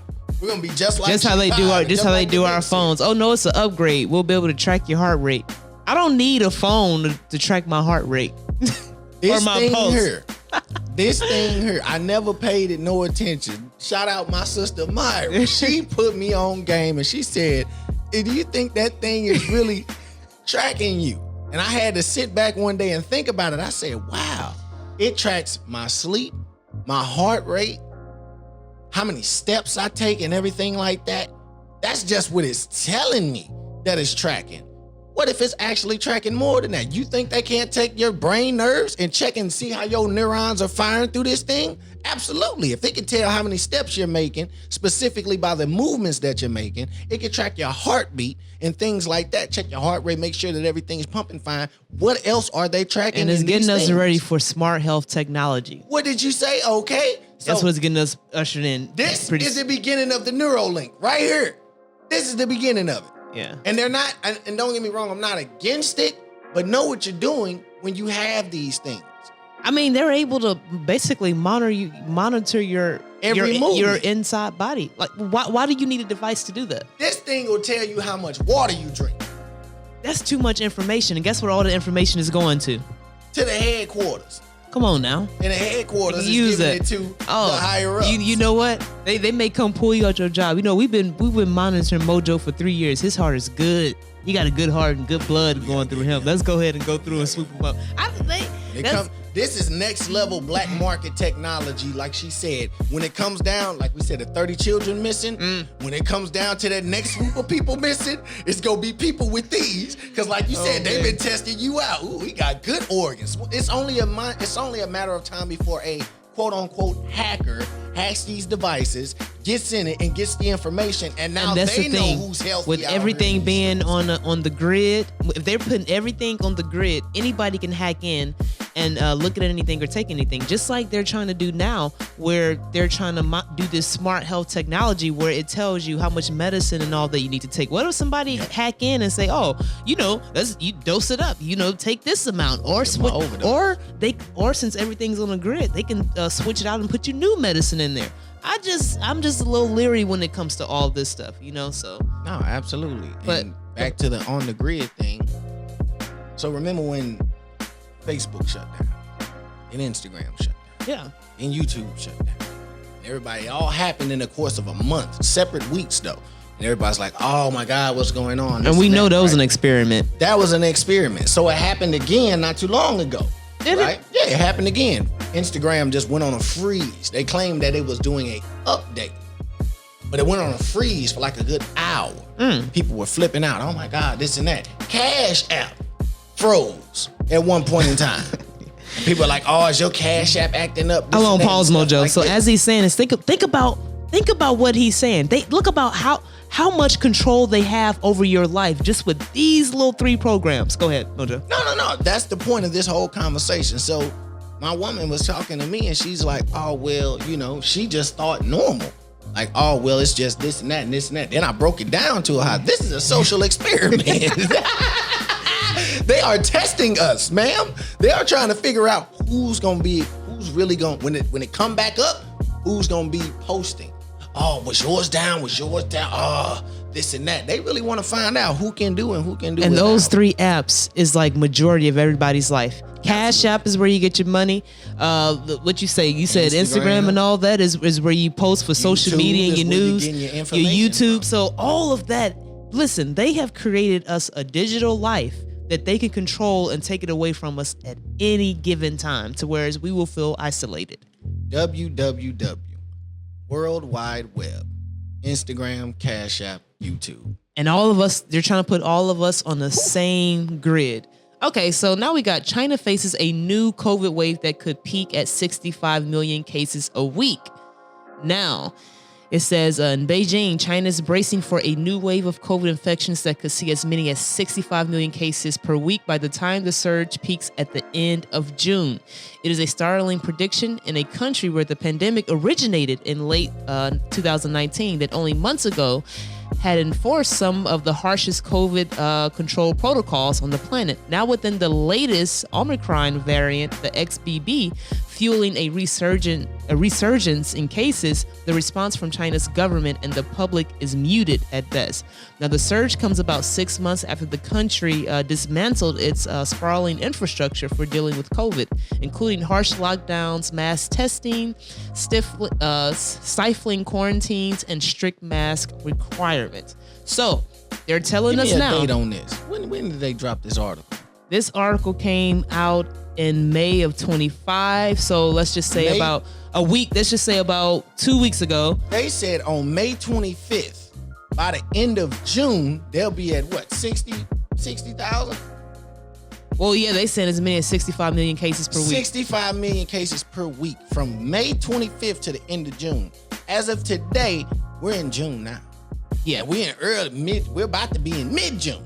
And you know what? And 65 million a week. And this is the thing. And they better not say it's finna be spreading over here if you barely can catch a flight out and they barely letting their people out the house or get on flights. So if this makes its way over here, I'll be interested in what excuse they're gonna use now, because these people are locked down in their houses. They are already on the social credit system out there. You know, they scan your eyes to buy food. You know, they look at you. You know, it's there in China, and that is what we are trying to get to, but we are just doing it slowly. You already see in China, their stores are digital. You can't go in there without scanning your phone, your QR code, your digital ID. Out here, like you said, they scanning your eye. Yeah, and out here, that's what they're trying to do. They're only doing a few stores at a time, but they're already trying to make your license digital. They're trying to make the stores digital. They're trying to get us all on one grid. Our model is China. Like, that's what it is. But yeah, so they're coming out now saying that with this juice, 65 million cases per week. They already know the numbers already. They're already predicting, quote unquote, by the end of June is going to reach its peak. So I just say, guys, brace up. Waves of COVID. You just got your COVID forecast just now. You heard it. You heard it here on True News. In May of 2023, more waves of COVID coming. So brace yourself, get ready. We know the game. We know the game. We know how they're going to play it out. We know the tactics. We know the lies that they're going to use. But we were just told today more waves of COVID are coming. New strain called XBB. This is the Chinese officials saying that they expect a wave of COVID outbreaks this winter. And that you'll see a cycle of this happen every 5 months. Well, this one should be a bit of a shocker. Sandra Batty, the vice world champion of jiu-jitsu, died at the age of 31. All of a sudden. Probably one of the best athletes. Why are we ignoring the fact that this 19-year-old has dementia? Huh? In the UK, friends and family are now saying goodbye to a 23-year-old, very physically fit man who was playing a game of football with his friends. All of a sudden, just... If you can't see the health of this man in this picture, he is the world's 6th best young water skier who suddenly is not with us anymore, named Mikey Geller. I literally have no words. That people have not more to say. And that literally, it says they were suddenly gone. Not there was a reason for them suddenly being gone. They're just suddenly gone. Where's the mainstream media? Hello? Hello? A father says goodbye to his 15-year-old son, who was just playing a game of football with his friends. We can go on. A 29-year-old dad of 2 dies fishing. The Italian star of Big Brother at 37 dies after collapsing at a bar. For no reason. There's no reason for this, except for one I can think of. A 14-year-old, randomly, suddenly, for no reason, not with us anymore. And another person taken away from us for no reason, complains of a headache, and the next couple hours she's not with us anymore. This is a lot of news from the UK. There's a lot of news in the US. There's a lot of news of personal stories that nobody's posting, that nobody's putting on the corporate websites of these companies, but they're actually happening, and the stories are everywhere. And if you just looked and opened your eyes, you would see them. They're literally our friends and our family and their friends and their family. Everybody's talking about it.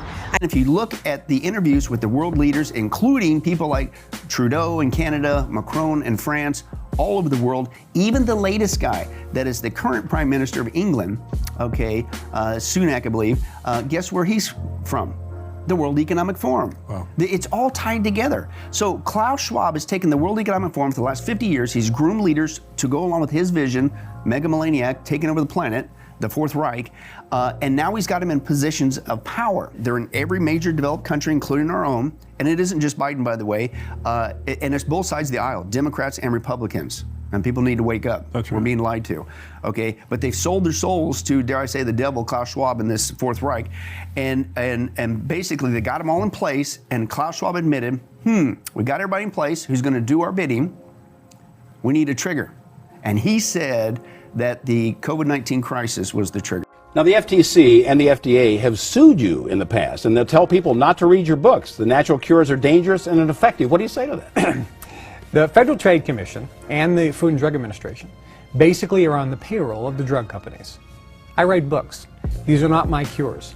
I traveled 5 million miles, Skip. I interviewed over 5,000 real doctors all around the world who are curing every disease without drugs and surgery. Dr. Leonard Colwell in Germany documented, treated 35,000 terminal cancer patients, breast cancer, liver cancer. His mother was one of them with liver cancer.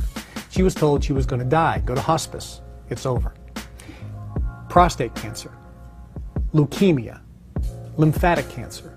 People that were told, you're going to die, go home to hospice and die. He treated 35,000 cancer patients. He has the highest cancer cure rate of any doctor in the world.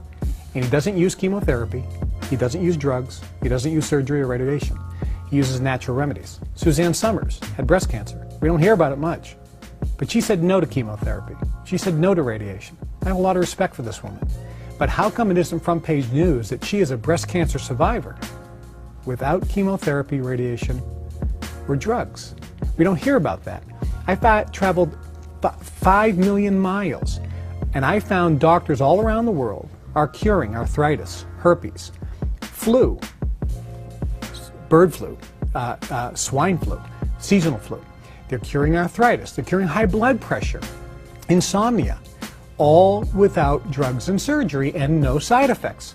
So why would the Federal Trade Commission want to sue me? Here's why. Because I am adversely affecting the profit. Well, if a satellite in outer space can tell whether a dime on the ground is face up or face down, and if a cell phone can call anywhere on the planet and target one cell phone, even in a room full of people, why can't we treat cancer at the site of the tumor without it impacting the whole person and somebody's hair falling out? Unless you got cancer in your head, it didn't make sense to me why your hair would have to fall out. There has to be a better way. So I dedicated my life to using the technology of satellites and cell phones to treat cancer. I developed a new type of what's called a nanoparticle, which is a really, really tiny particle that's harmless until you shine a laser light on it. And then it heats up because of it vibrating really fast, and it kills whatever it's touching. So the laser that I'm using is low power, like a laser pointer, but it's a small beam. And because it's localized, we can target it at just the site of the tumor. And we showed complete elimination of tumors in laboratory mice after one treatment over the course of 15 days with no side effects, no chemo, no surgery, no radiation. Wow. Using technology. Wow.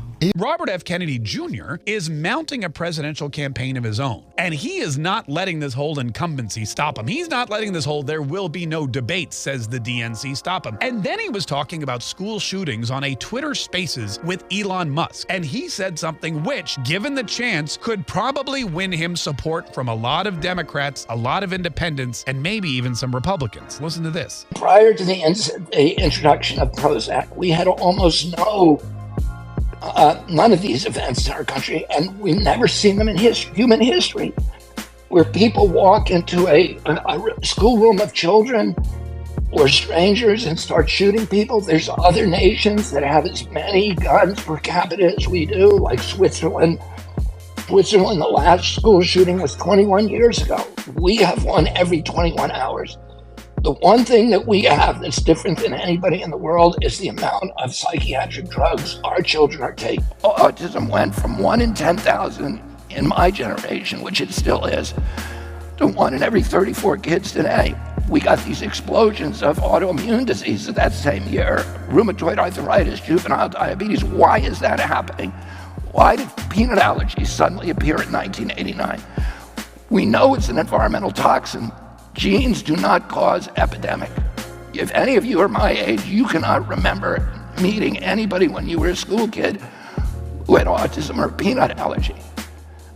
Prior to 1989, these were, minor things, but now, today, eczema, all of these autoimmune diseases suddenly explode that year. What happened that year? Well, we know there's about 11 culprits, and it's an easy thing to figure out which one it is and then eliminate it. In recent decades, there has been an unexplained and alarming growth in the prevalence of chronic illnesses and health problems, especially in children.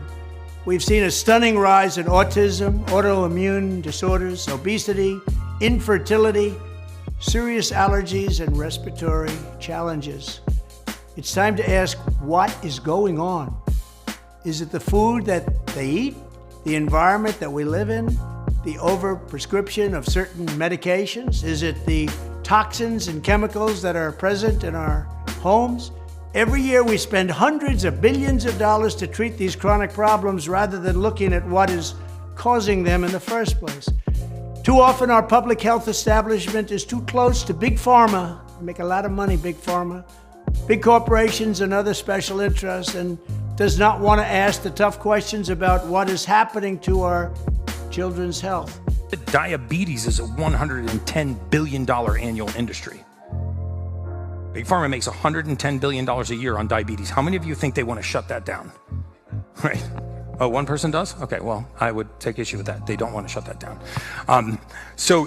In fact, if you asked me, if you said, Gary, nobody would say this. This is a hypothetical.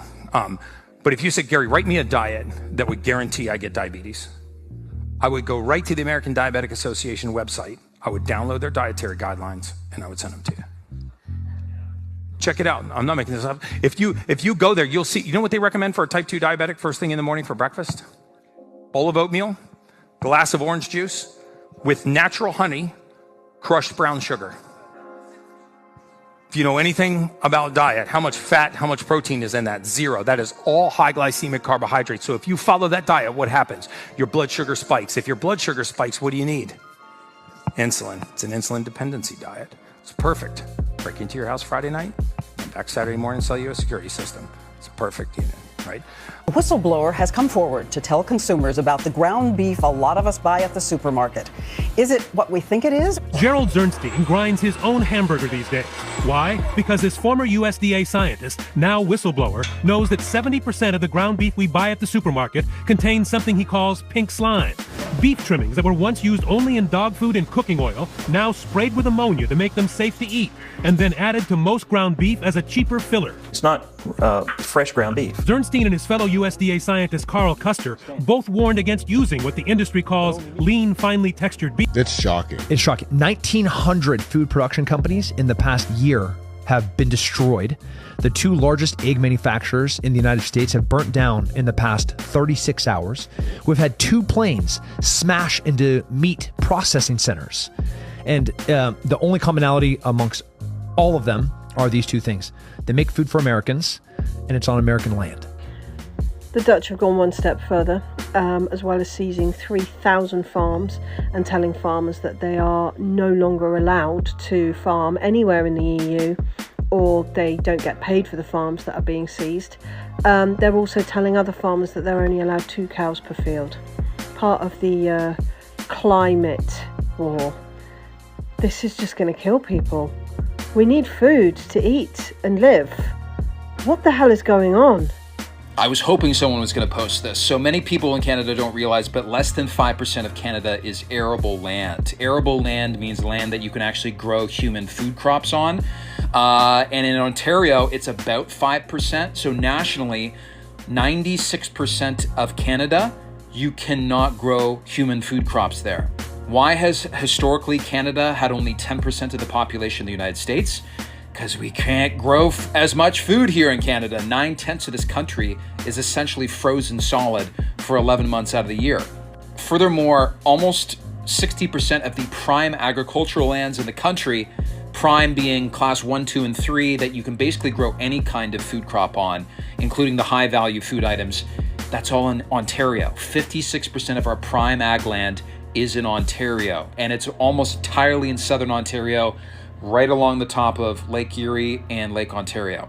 Many people say to me, that's bullshit, these stats are bullshit.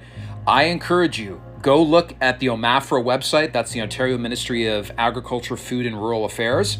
The stats are right in there. Go to the Ontario Federation of Agriculture, go to their website. These stats are right in there. Nobody would know our ag land statistics better than those two organizations. It's an honor to be here, and I want to thank all of you for your work. I would like to address an announcement this week in Chicago from Northwestern University. It was a breakthrough in their research related to the brain, and it has a personal element to it. We lost two of the pillars of the United States Senate to glioblastoma, brain cancer, Senator McCain, Senator Kennedy. I understand the treatment of this terrible disease is limited by and large to surgical intervention because of the blood-brain barrier. Now, I'm going to stop trying to sound like I'm ever attended medical school or even got close to one. But in reading the news account of this Northwestern University breakthrough, it appears that they have now opened the blood-brain barrier to allow drugs to pass through to the brain, meaning that unusable chemotherapy drugs can now reach brain tumors. So there's an option beyond surgery, or could be soon. The process they've created is known as sonication, and I won't go any further to try to describe it. But it also said in the article that this could have an application on Parkinson's as well as Alzheimer's. It's possible that they could come for me because I'm very outspoken about it. But if you ever hear that something happened, that I died, I'm not depressed, I didn't commit suicide, I'm telling you right now that we need to stand up and fight. So just remember, if something happens to me, it's because I've been telling the truth and they don't want that truth to continue going out there. But I did not kill myself. I am not depressed. I'm very happy, and I am very excited to be alive at this time in human history, because this is the sign of the times. All the stuff that is bad is going away, and all the truths are coming to light. All right, it's 12:41 on May 20th, and I was supposed to be interviewing Dr. Rashid Buttar right now, and I literally just found out right now that he's not going to be on today's show because he is deceased. And I don't have the words to articulate what he meant to me. So I just found this out 11 minutes ago. So I'm just going to re-air our interview from last week, and my thoughts and prayers go out to Rashid Buttar, Dr. Rashid Buttar, the late great Dr. Rashid Buttar, and to his family. And he's a great friend of mine. And 60 million people a week. Do you know That's a lot of people. China? That's a lot of people. Man. There's a billion people in China. That is 60 million a week. Think about it. So 100 million is 10 weeks. 100 million to get to a billion. So 100 million times 10 is a billion, right? So we're talking about 10 weeks of 100 billion. So you want to break that down by 65. Let's just say within the next 15 weeks, the whole entire country could have COVID. Of a billion people. That's wild. That's wild. And that's a lot. And that's a rapid rate. And I'm with you. I want to know how it's going to spread over here. Yeah, what are they going to say this time? They said it was, people were traveling from China and all this other stuff. Well, we ain't traveling over there like that. They ain't and they not even letting their people travel like that. They definitely not letting their people travel. What is it going to be now? I wonder if we're gonna go back into a lockdown of you can't leave the country. And they already trying to get these 15-minute cities started up to where it's like you will be in these 15-minute cities, you will have everything you need, so you won't have to go outside your jurisdiction. Like, come on now. It says senators issued satellite phones offer demonstrations on upgraded security devices. So aimed at growing concerns of security risk to members of Congress, over 50 senators have been issued satellite phones for emergency communication. Now, people familiar with the measures told CBS News the devices are part of a series of new security measures being offered to senators by the Senate Sergeant at Arms who took over shortly after the assault on the U.S. Capitol on January 6th. The satellite phone technology has been offered to all 100 senators. CBS News has learned at least 50 have accepted the phones, which Senate administrative staff recommended senators keep in close proximity during their travels. Now this is a whole article. I'll stop right here. You all feel free to look this up. But wait a second. They're giving members of Congress satellite phones, and they're saying security risks and just in case of emergency. Well, we're entering times that, if the grid shut down, stuff get hot, things get hectic. The people important, they're on this satellite to where they can still communicate with each other. So when Mojo was just saying a couple conversations ago, how Cash App froze, Instagram froze, Facebook froze, it's nothing for your wireless network to freeze, right? And a lot of people communicate through Facebook and Instagram. That's how they call and talk to you now. Or through the Wi-Fi. So the Wi-Fi goes down because the Wi-Fi's went down plenty of times before. They've already tested that out. So if all of that goes down, they still have proper communications amongst each other. It's like they're creating their own network almost, if you think about it. You know what I mean? Remember when they said that, okay, one more. It says that Gibson said the phones are a security backup in the case of emergency that takes out communications in part of America. Federal funding will pay for the satellite airtime needed to utilize the phone devices. Go ahead, Mojo. Isn't that a winky dink? Yeah, in case of an internet connection going bad. Huh? And think about it. When Elon Musk came out on the Joe Rogan podcast and he was talking about the whole Neuralink situation, what did he say his ultimate goal was? It's for everybody to be connected on one cloud. Mm-hmm. Neuralink wise. So mentally, he wants everybody with their Neuralink in their brain to be connected to one specific thing. Yeah.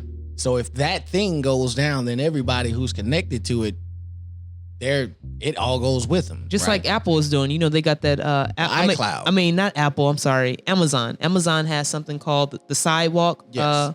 To where it's basically, it uses, everybody has these Ring cameras and all of that is going to use, those signals. And I think they said over 90% of the people are already on it without even knowing it, for the simple fact that you do have these Amazon devices that you use. So This is like their own grid within itself. And now they're allowing outside companies to put their devices on that as well. So it's like everyone would be on their own electric Wi-Fi world type thing. All this information will be there. They're able to see everything. They're able to track everything. And they also have you on camera already because you have these devices in there. Even if you have like the Amazon Echo, that's part of it because it's going to be separate from like the company's Wi-Fi that you may use with your cable provider. It will strictly be Amazon. Yeah. So, but yeah. Fascinating. So 60 pounds. Now, this is something that I've been trying to get to for a while. We do know about 2 weeks ago, 60 pounds of an explosive chemical was lost during a rail shipment. About 60,000 pounds of a chemical used as both a fertilizer and explosive. They said it's missing after likely disappearing during a rail trip from Wyoming to California last month. It says a rail car carrying ammonium nitrate left a plant operated by explosives manufacturer Dino Noble in Wyoming on April 12th, according to an incident report filed by a representative of the company with the National Response Center. The report states that the chemical was released due to an unknown cause and that it was discovered missing after the rail car arrived in California. At the time of the report, the car was empty and on its way back to Wyoming. So all of a sudden, this ammonium nitrate that has been used in terror attacks, fatal accidents, that's really explosive, 60,000 pounds of it, everything just was missing off the train. nothing in sight. And I was speaking to this one guy about it at work. He was just like, well, maybe it just kind of like leaked out on the way there. And I said, what? I said, 60,000 pounds? I said, dude, it never made it to the train. That made it to another train or somewhere else. It didn't get on that train. You understand what this is used for? Explosives, blowing things up. And if it did, let's just use that scenario. He said it leaked out. You know, all them sparks and stuff that be coming off the railroad tracks and trains, something definitely would have blew up. If you going from Wyoming all the way to California. It'd have detonated by now. Yeah. So all of a sudden these explosives. We would see a large. First of all, if it and did then spill, now all of a sudden we got all these off radioactive. I would assume it would give off radiation type of heat with a thermal scope.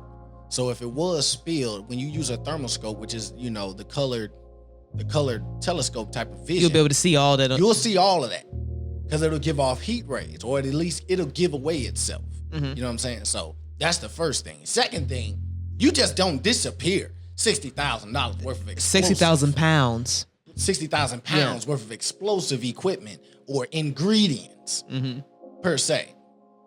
Now all of a sudden we got all these. Now this is in May 22. I was just finna say. Now we got all these forest fires, stuff blowing up. Let's get to it. I was just finna say. All of a sudden now we got wildfires in Canada that's reaching New York. And don't get me wrong, New York and Canada is mighty close, but still, have you seen some of the videos? Yeah, but think about California. They had wildfires all the time. It ain't never reached no other state, making it look orange and and California is huge and big. And their wildfires is bad. You know what I'm saying? Explosive chemical ammonium nitrate have disappeared from a rail shipment out west. Chemical is commonly used in fertilizers, but it was also used in the deadly 1995 terror bombing of a federal building in Oklahoma City. The company shipping the chemicals says a train left Wyoming last month and arrived at its destination in California with one car completely empty. The company says it's investigating. Good evening, and it's great to have you with us here on a Wednesday night. And we know millions of you are watching tonight indoors and trying to escape this toxic air outside. In fact, 115 million Americans across 16 states tonight under hazardous air warnings and alerts. All of this from the Canadian wildfires. This system locked in place, bringing toxic smoke down into the U.S. like a conveyor belt. Tonight here in New York City, the mayor now urging everyone in the city to stay inside if you can. The images are just stunning, the before and after. This is the before, the EarthCam webcam at the top of the Empire State Building, looking toward Brooklyn just 3 days ago. And this is the view tonight. The city's air quality today, the index that measures this, the worst in the world now. Limited visibility affecting flights into New York. This plane landing at LaGuardia today. Ground stops for a time at all airports in the New York area, Philadelphia, Washington, D.C. too. New York's famous landmarks nearly invisible through the haze. Look at this tonight. You can barely see the Statue of Liberty there. The Chrysler Building with the orange sky behind it. Outside Grand Central Station, a man wearing a mask to protect against the toxic air. In fact, so many now wearing masks again. Yankee Stadium is empty tonight. Major League Baseball has postponed games in New York and Philadelphia. And look at the map tonight. Over the next 24 hours, the smoke will continue to drift slowly down through the Northeast, the I-95 corridor, for days. The deepest red's there, the most concerning. The red area is considered unhealthy. The darkest purple and maroon there on the map labeled hazardous. That's of the highest concern tonight. This evening, the White House pressed on this situation, calling this another alarming example of the climate crisis. Rob Marciano timing this out. When does the system locked in place finally shift? And ABC's Trevor Ault leading us off here from New York. Tonight, New York City's skyline looking a lot like Mars as that massive, ominous plume of wildfire smoke pours over the border. Millions of Americans are feeling its effects. From New York City to Philadelphia and D.C. and as far south as North Carolina and Georgia. Officials now warning families to stay indoors even if they're healthy. Everybody, I don't care if you're 15, 55, or 85, everybody should be avoiding outdoor activities. The images are stunning. The sun shrouded as it rose above Manhattan this morning. At Tuesday's Yankees game, stadium lights illuminating the thick haze. Late today, officials postponing tonight's games in New York and Philadelphia. Everybody be careful. Stay inside. Don't leave your house. Don't go to work. They lit a fire. All of a sudden, I woke up yesterday, the whole entire fucking Long Island is yellow, and nobody can breathe, everybody's coughing, and the news is saying it's because there's a fire in Canada, and the particles have come to New York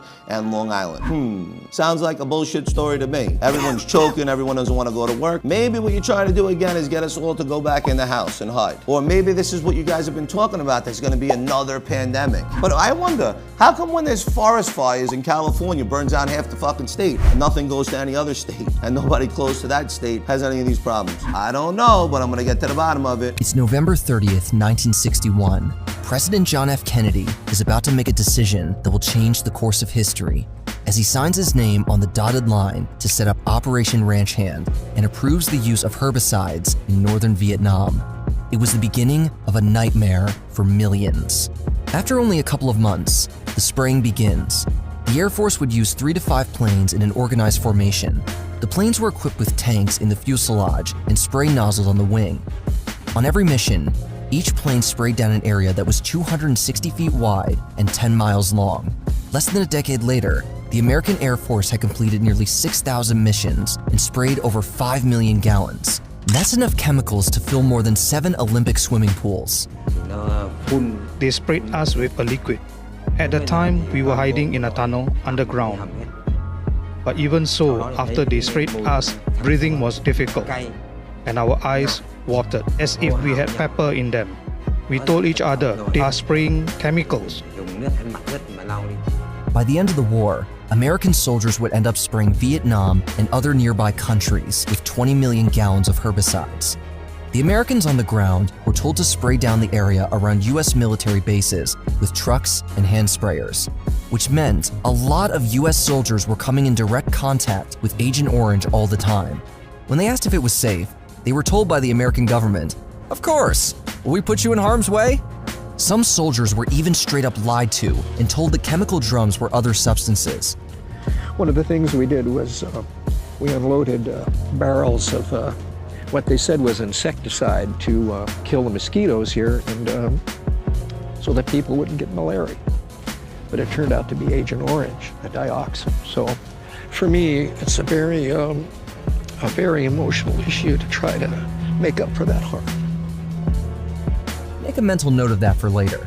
The American soldiers were instructed to cover the roads, rivers, canals, rice paddies, and farmland with Agent Orange. Everything as far as the eye could see should be dripping in the super potent herbicide, and this caused a few unintended casualties, like accidentally spraying South Vietnam, Cambodia, and Laos even though they weren't involved in the war. But that didn't matter because the fact was, the plan was working. Agent Orange was killing off the forest like a dream. Some military personnel even used to joke that only you can prevent a forest, a twist on Smokey the Bear. So you're Shell in the 1990s, one of the world's biggest oil companies. You've been exploiting Nigeria's oil reserves for a few decades now, without caring too much about the environmental damages you've been causing. But now you're facing a problem.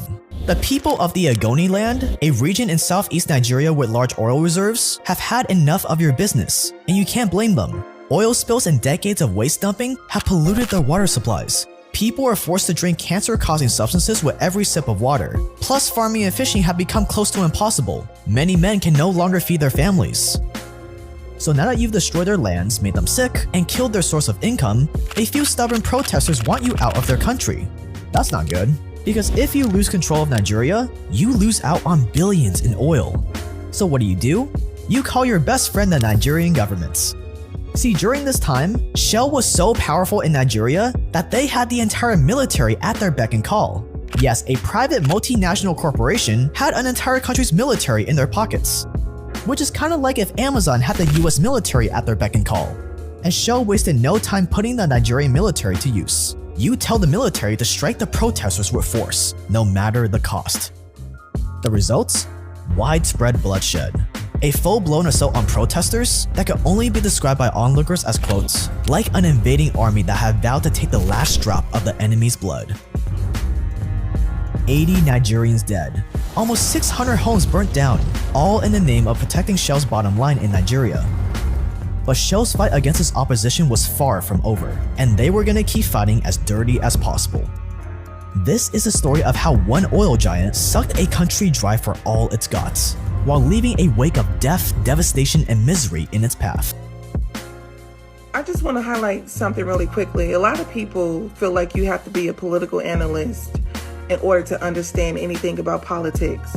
A lot of people feel like you need some type of degree, PhD, master's, to get a handle on what's going on in this country. And I'm here to tell you, no, you don't. You don't. What you feel is going on is actually going on. The Obama administration gave $12 million to Holocaust survivors. This was under the Obama administration. Now, Obama gave black people Amazing Grace, all right? Obama gave black people, mic drop and the dap. But meanwhile, his administration was able to give certain people with low income an award. But you all keep saying that, they can't do it for black people. They keep giving y'all songs and dance and weak laws. But it was black people. It was elderly black people who walked, who crawled for Obama to be in office. But when it was time to pass laws where elderly black people to be beneficiaries, they gave it to the people that were Holocaust survivors.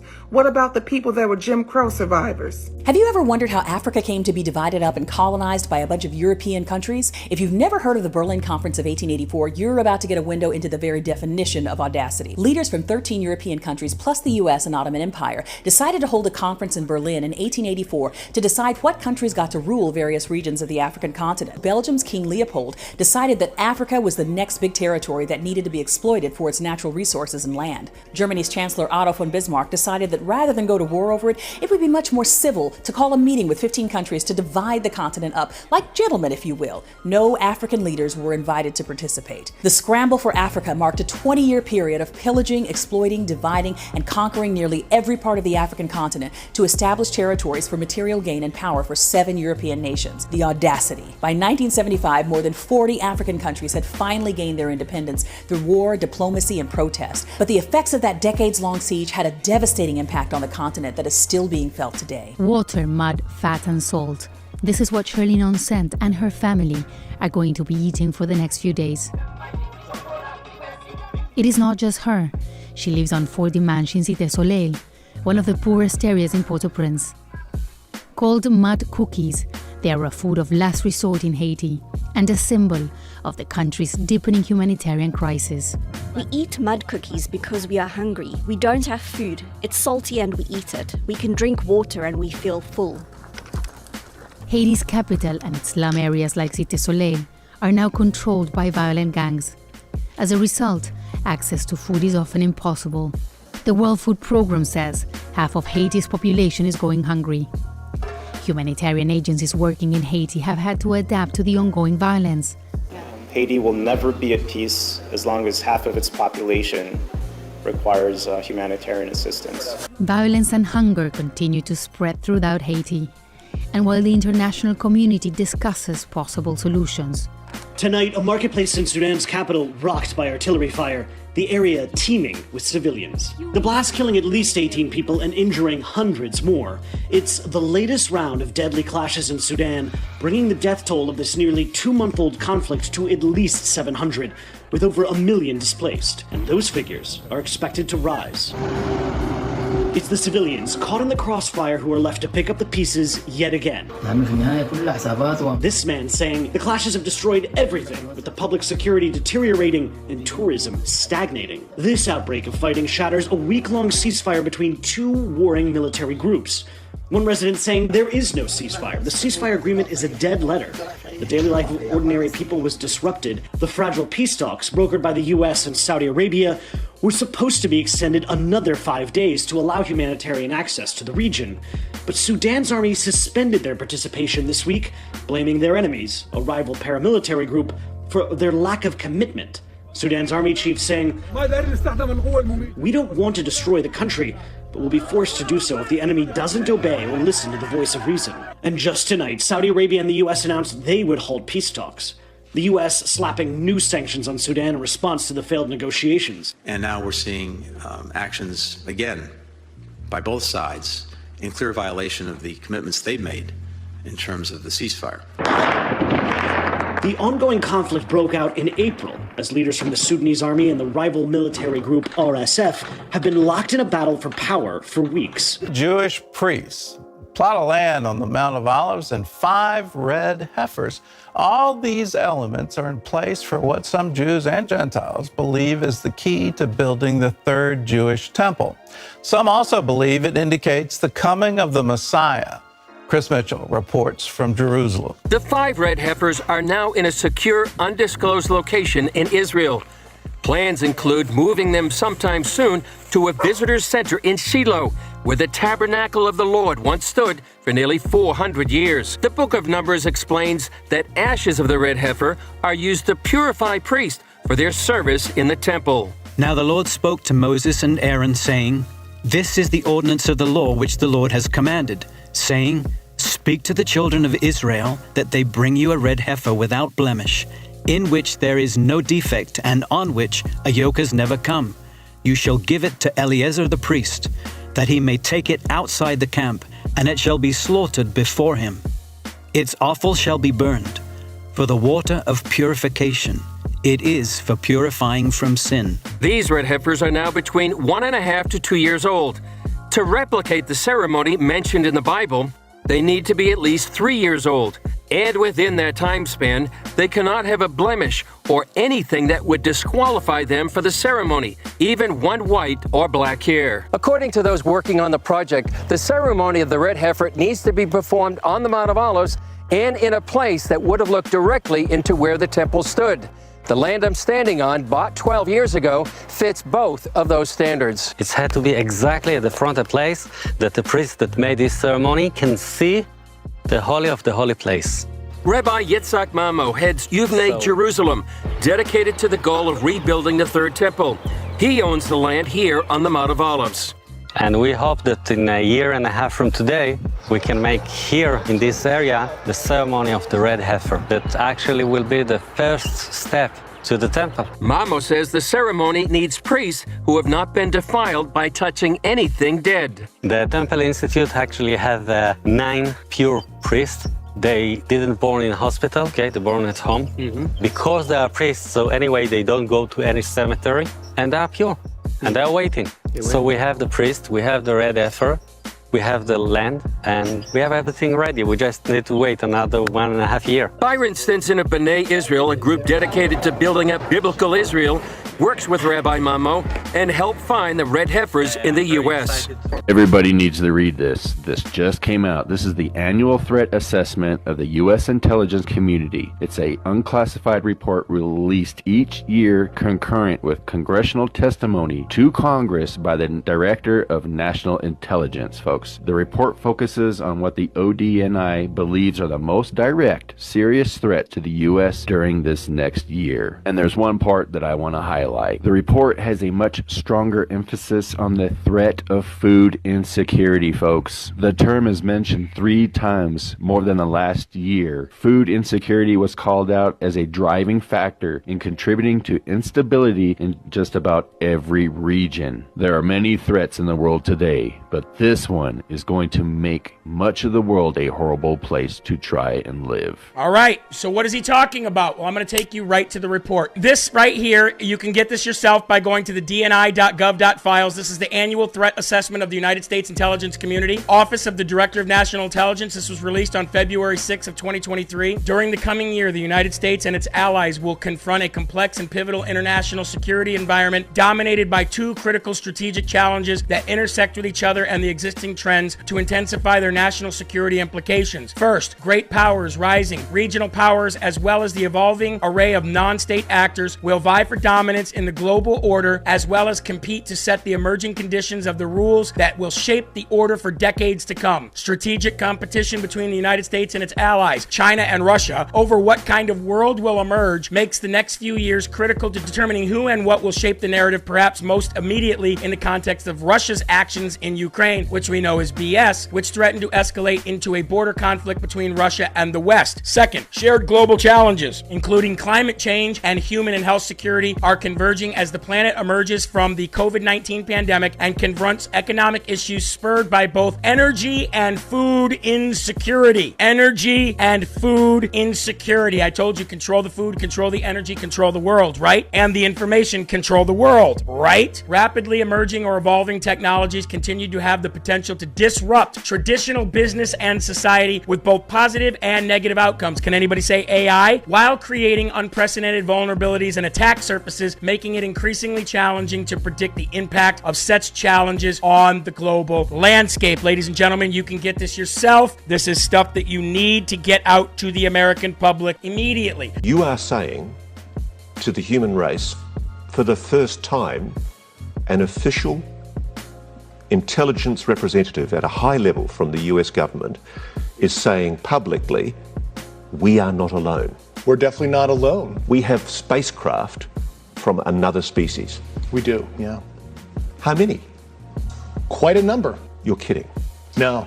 I guarantee you they are going to come up with excuses for the rapture very, very easily. When the world of Christians get raptured and they're wanting to explain why they've been taken away, I guarantee you they're going to use the UFO abduction excuse, and people are going to believe it. Why? Because they're prepping people to believe it right now. And it's all part of Satan's deception. All of that to say, we're getting raptured soon. Jesus is coming soon. Look up, get ready, put your hands to the plow, get to work, because he's coming for us. It's interesting. Jeremy, I want to talk to you for a second. The Pentagon's UFO chief, this is a Pentagon guy, a UFO chief, the chairman of Harvard's astronomy department as well, both releasing a report on Tuesday where they wrote an artificial interstellar object could potentially be a parent craft that releases many small probes during its close passage to Earth. You've got the Pentagon talking about the idea of a mothership going above us and sending probes down. I've had this theory for a long time after working in psych for over 7 years. That theory is that these patients with hallucinations about the FBI being after them, about cameras being everywhere, microphones being everywhere. Look at the technology around us these days. They're kind of right. Patients with grandiose hallucinations that robots are going to take over the world. I can't tell you how many patients I talked to about the whole artificial intelligence thing and how that's going to take over the world. Like, actually, if I put the conversations that they were having with me at that time to where we have fastly moved till today, it would make for a very good podcast episode. But if you take us back to that time and listen, it would make for a very good psychiatric evaluation. To me, I feel like the world changes so much, so fast, that I can't possibly think about the things that we don't know or that our government doesn't share with us. Like, apparently the CIA has had technological advancements since the 60s where they can point a microphone as small as a ballpoint pen across the street to a building and hear a full-fledged conversation with crisp clarity. Now, I'll never forget one run-in I had with a lady who said that she felt the FBI was after her. There are cameras in her house. She felt like she was being watched. She was an older lady. She had stopped bathing herself. She wasn't sleeping well. So it's only, logical to believe she's having a psychological break. However, and some of you might have heard this story before if you've been following me, shout out to all my newbies though, it was crazy when she actually came onto the unit. There were men that showed up in suits who identified as the FBI about a day or two after she had come to the unit. And our supervisor came to us and said, hey, we need you to pull this patient's charts immediately. We need to hand it over to these authorities. We're not allowed to ask any questions. And they grabbed this lady up and they escorted her out of the unit. And she just looked defeated. And she was looking back at the staff like, I told y'all fools. She was senile and whatnot, but if I'm imagining that everything she's saying was right and she was losing sleep for the right reasons of being followed and came in to be evaluated and to be housed so she doesn't have to worry about being followed, and she actually got taken out by the FBI, like out of our unit. Like, this is a society we live in, man. You know what I'm saying? So I believe it was in Alberta, Canada, where it popped off at. But still, I would expect Vermont. I would expect Maine. New York? Somebody tell me something. Somebody tell me something. And I'm not saying that it's not true. Right. What These I'm are just, saying we're is, just, like I said, we're just. I'm throwing hypotheticals out there. Get you a map and do some digging and tell me where the math ain't math in it. Okay, we're talking about up in Canada, Vermont and Maine and stuff like that is close to Canada. Certain sections of New York is close to Canada. Manhattan is, man, stop it, man. The math ain't math. And I ain't saying that it didn't happen. I'm just saying, did it come from Canada or was it in New York? Yeah. Because they were on ground stops for a while. If y'all don't know what a ground stop is, that means there's no airspace. There's no in, there's no out. Yeah. I definitely agree with that. There's something going on out here. It is. It's a lot going on. It's a lot of smoke and mirrors being created. As it should be. And only thing they can put in the news is stuff that doesn't really concern us, that they're trying to make number one news, when they should be talking about, you know, things that are really important. Things. I know one thing. If we have one more, if we have enough, with the 60,000 pounds of explosives being gone, be on the lookout for another farm manufacturing company where animals are to just blow up. You know what I'm saying? Like the whole, what was it? The fire that killed like 200 cows or something like that. Then you got the building burning down with all the chickens in it and whatnot. Pay attention. No, it was thousands of cows that was coming up there. Yeah, you got to crank up that number. Thousands of cattle. Yeah, I'm just saying, you know, like stuff like that. Be on the lookout for these things with their 60,000 pounds of explosives just missing. And yeah, with 60,000 explosives missing, they didn't say that the people have been fired or nothing. They just said we're investigating it. Now, in Illinois, House Bill 3571 passed both houses this past week with Senate Floor Amendment 1.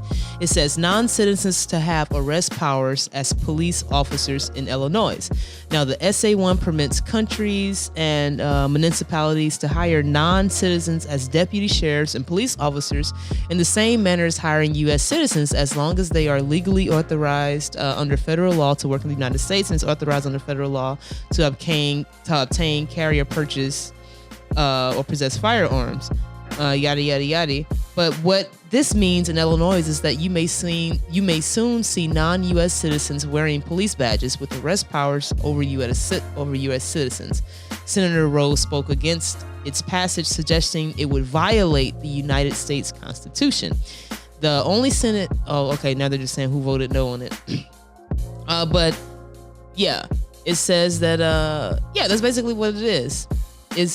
That's it. It is a violation of my constitutional rights for somebody to come from another country and have the authority to just join the deputies and turn off and just start locking people up. That's a violation, because there's people in the states that they can't even do this.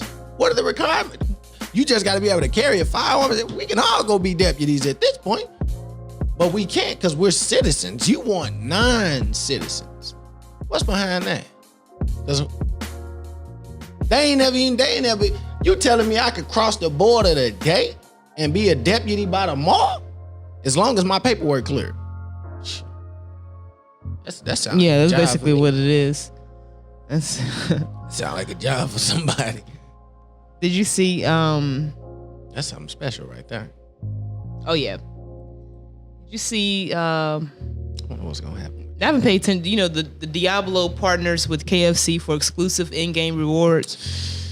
So a lot of people been telling me, oh, you should get this video game and play this, and I refuse. So KFC is the next company to jump on the satanic bandwagon. This time it's partnering with the demon Lilith to promote the new game Diablo 4. And for those of you who don't know, Lilith is an actual demon spirit that I have personally cast out of people. It's mentioned in the Bible in Isaiah 34:14 in the Hebrew as a night creature. And this demon many times will attach itself to the female parts, causing many issues medically, even leading to encounters in the night. I'm not going to say what it is, but you get my drift.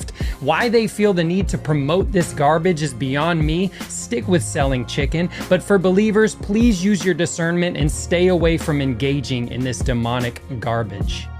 And if I was talking with this guy at work, because he's a gamer, he was just like, yeah, you don't know who Diablo is? Like, and Lilith? No. And I'm like, whoa.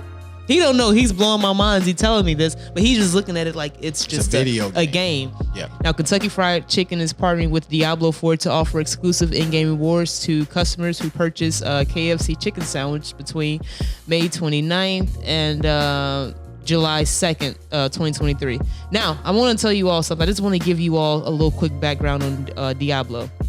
Now, Diablo is an incredible, powerful demon who works directly for Satan. While he became a mere footnote in the history of hell, he used to be the true ruler of the realm, both being created by the demonic goddess Aeon. Now, Lilith, she is the demon queen, a creature that stalks the night, searching for unmarried men to seduce, for women in childbirth and young children, also known as Asmodeus. He and Samuel were both reputed to the king of demons in various texts. Now, that's just, if you all look up Greek mythology, you all can find out about this god and goddess Diablo and Lilith, who they are promoting. You know, so basically, it's like you're seeing the partnering up of Satan in various things, in games, in schools.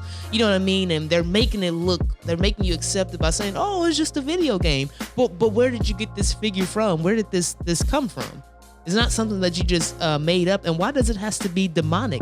You know, why does these people have to worship children and blood and seduce and temptation? Why are you choosing this to be that you're advertised with to sell your chicken? And like that's along the lines as well as like God of War. That's the same type of time it's on. Even though the God of War is a video game and all this other stuff, it's the same thing. It's advertising Greek mythology and things of that nature. And they say, okay, hold on. Yeah. As he's talking about this, they say Greek mythology, but that mythology is real. Is real. I'm sorry, not real. It's real. These are actual gods and goddesses that they worship, and some of the names are mentioned in the Bible. They put the whole mythology on it so it can just give you the perception like, oh, it's just fairy tale made up. Well, if it's just fairy tale made up, why are you all choosing to worship this and make statues to it? But go ahead. No, you're right, because Lilith is the spirit of lust. So, but to get back to what we were talking about with the video game, I've only played one video game in terms of these things, and I didn't know nothing about it. I was a kid, and I wasn't even with the Lord. This was way before then. Dante's Inferno. So Dante's Inferno is about a Roman Catholic soldier whose wife commits suicide because of all the crazy things that's going on. She's seeing demons and things like that, so she wanted to kill herself just to get rid of it, right? Run away and be free, right? So she kills herself. Obviously, she goes to hell. Dante's Inferno is about a Catholic soldier who goes to hell to get his wife's spirit back. And while he's dying there, he fights demons, he fights the devil, all kinds of stuff like that. I paid it no attention. I just thought it was a video game. And now that I'm older and I look back on it, I'm like, whoa, that was a messed up game. Especially for me, I'm 13, 14 when I was playing this. I had an old book about this stuff. And it's not, you know, you think it is a video game. When you dig it up, that's based off something that they really believe. So stuff like that is some things that you should pay attention to. Diablo is a very popular game, just like God of War. It's a very popular game. And this new Diablo is more popular than anyone I've ever heard of, because I've never even heard of the game until this new one came out. And now I got people telling me how I should play it. Oh, you gotta get that Diablo, man. It's gonna be nice, huh? I wanna what? While we on talking about the deities. I just as I was looking into this, so I was reading the Bible while I was at work.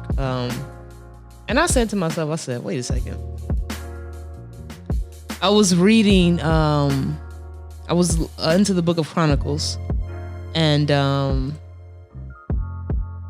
in the book of Chronicles, it says the king commanded Hilkiah, the high priest, and the priests of the second in order, and the doorkeepers to bring out of the temple of the Lord all the vessels that were made for Baal and for Ashtoreth, and for all the hosts of the heaven.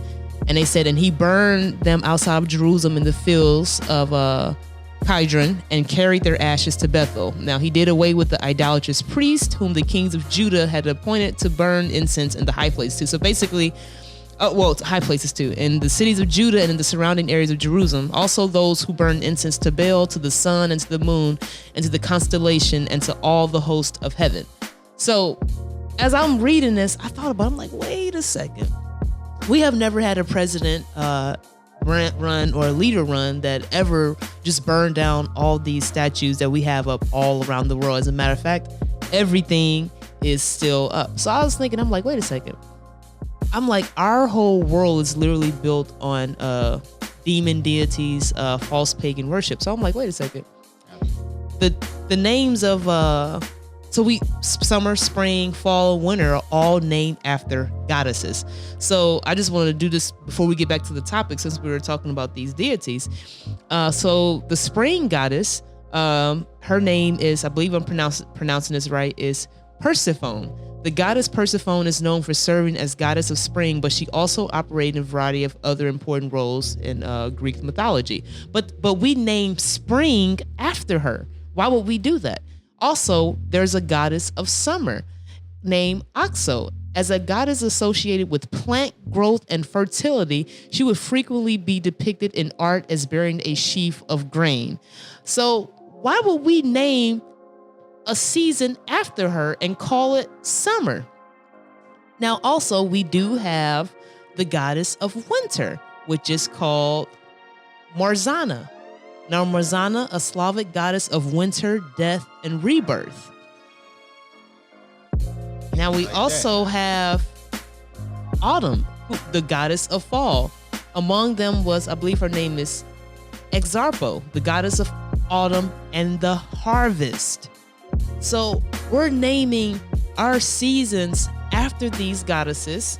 And while we're on this, I said to myself, I'm like, well, shoot, we're in, this is the month of June. So let me look and see if there is a goddess named after June. And so you do have the goddess Juno. Now, Juno, she is the Roman goddess. You know, she was to... Now, if you look at Juno, this Roman goddess... Check this out, Mojo. Look at Juno, the Roman goddess. Look at this picture. This is the Statue of Liberty. This is what we have right here in New York. Up in the water. Now, Juno, she was the Roman goddess who protected the nation as a whole. Now, wait a second. When I was reading, I'm like, wait a second. That's why they have her sitting so tall in New York. Now, Juno was the Roman goddess who protected the nation as a whole, but also kept special wrath over all aspects of women's lives. She is often thought of as the Roman version of the Greek goddess of love, marriage, Hera, and Juno was the wife and sister of Jupiter. Now, you all know who Jupiter is. His other name is Zeus. We also have a Zeus Network named after him, who also have his Zeus Network. If you look at Zeus Network, that's where they have all the hip hop shows, the fighting, and all this demonic stuff going on. Even the show's network symbol is a lightning bolt. You know, Zeus was known for his thunderbolts, the lightning bolts. And so they have this. So they're putting, I'm like, wait a second. They're building off of this, based on this. So I thought about it to myself. I'm like, well, wait a second. What about time now? If we got days of the week named after gods, if our months are named after gods, I just gave you all Juno. If our seasons are named after gods, then what about our time? And so you do have time. His name is Kronos. Kronos, his symbol was like a clock, which is really weird. I'm like, wow, that's where we get the clocks from. Now, he is the personification of time and philosophy. And also, he's also considered the godfather of time. So as all this is going on, now if you go back to biblical times, this is what they were living in. And God would always tell them, get rid of all of this.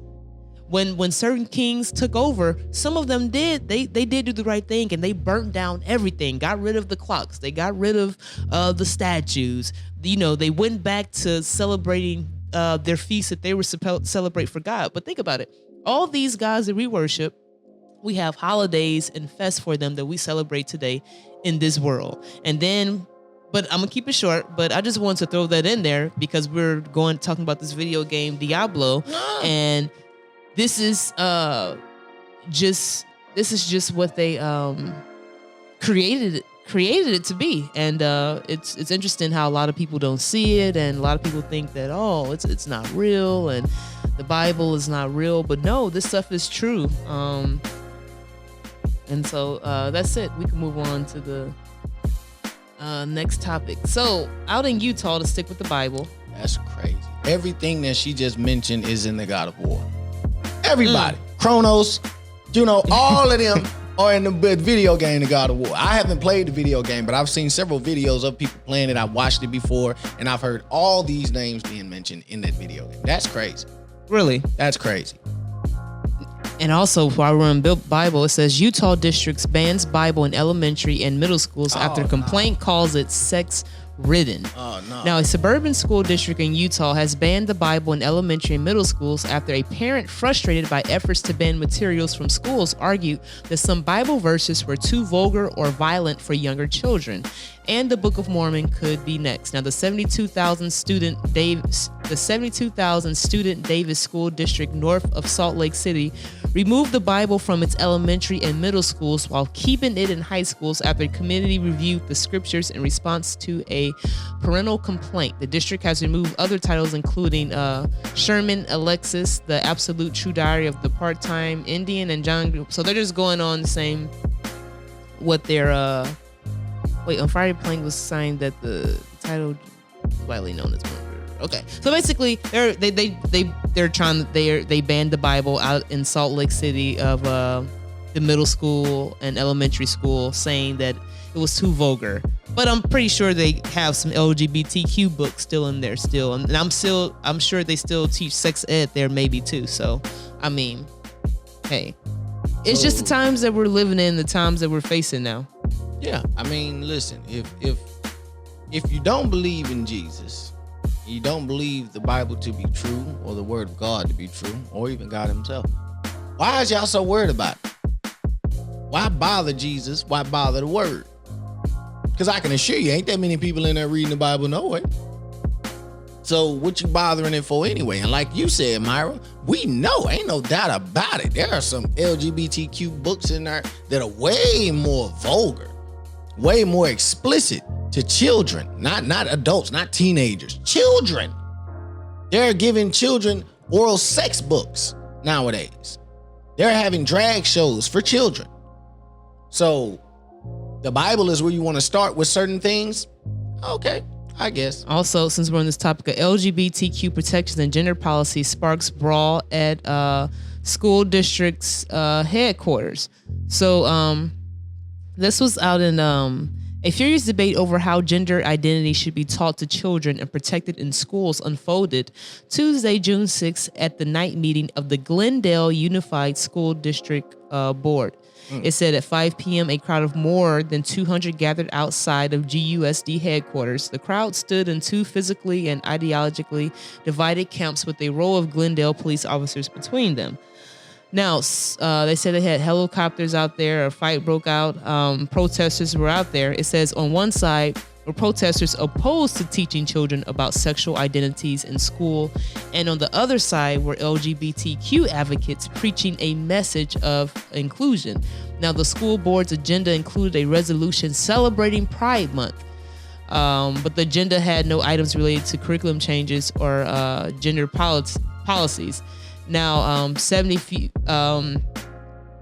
attendance at the meeting was capped at 75. Public speakers over the course of several hours shared their views on the district's LGBTQ inclusive curriculum, on allowing students to select their own pronouns, and on transgender students access to bathrooms and locker rooms. Now, this is the same subject, this article that we're speaking about. A Twitcher, a gamer, he came out, what is his name, Nick Merckx, and all he said was, leave the kids alone. That's the only thing he said. He just tweeted, leave the kids alone. And I believe the new Call of Duty is coming out, and he had a type of bundle pack inside of Call of Duty, the video game, and they took everything that was associated with him out of that video game, all because he tweeted, leave the children alone. And basically he came out and said, I just had a kid. I just prefer if, my wife and I talk to our child about how we want to talk about gender and their sexual orientation, which is rightfully so. A school should just be worried about teaching my child about mathematics, engineering, how to start a banking account. I don't need you to teach them about gender affirmative or, their sexual orientation. That's for me, the parent, to do. Can I say one thing? First and foremost, I'm so tired of y'all talking about sexual orientation. There's no such thing. Sexual orientation is not real. Sexual preference. That's what all of this is about. Your sexual preference.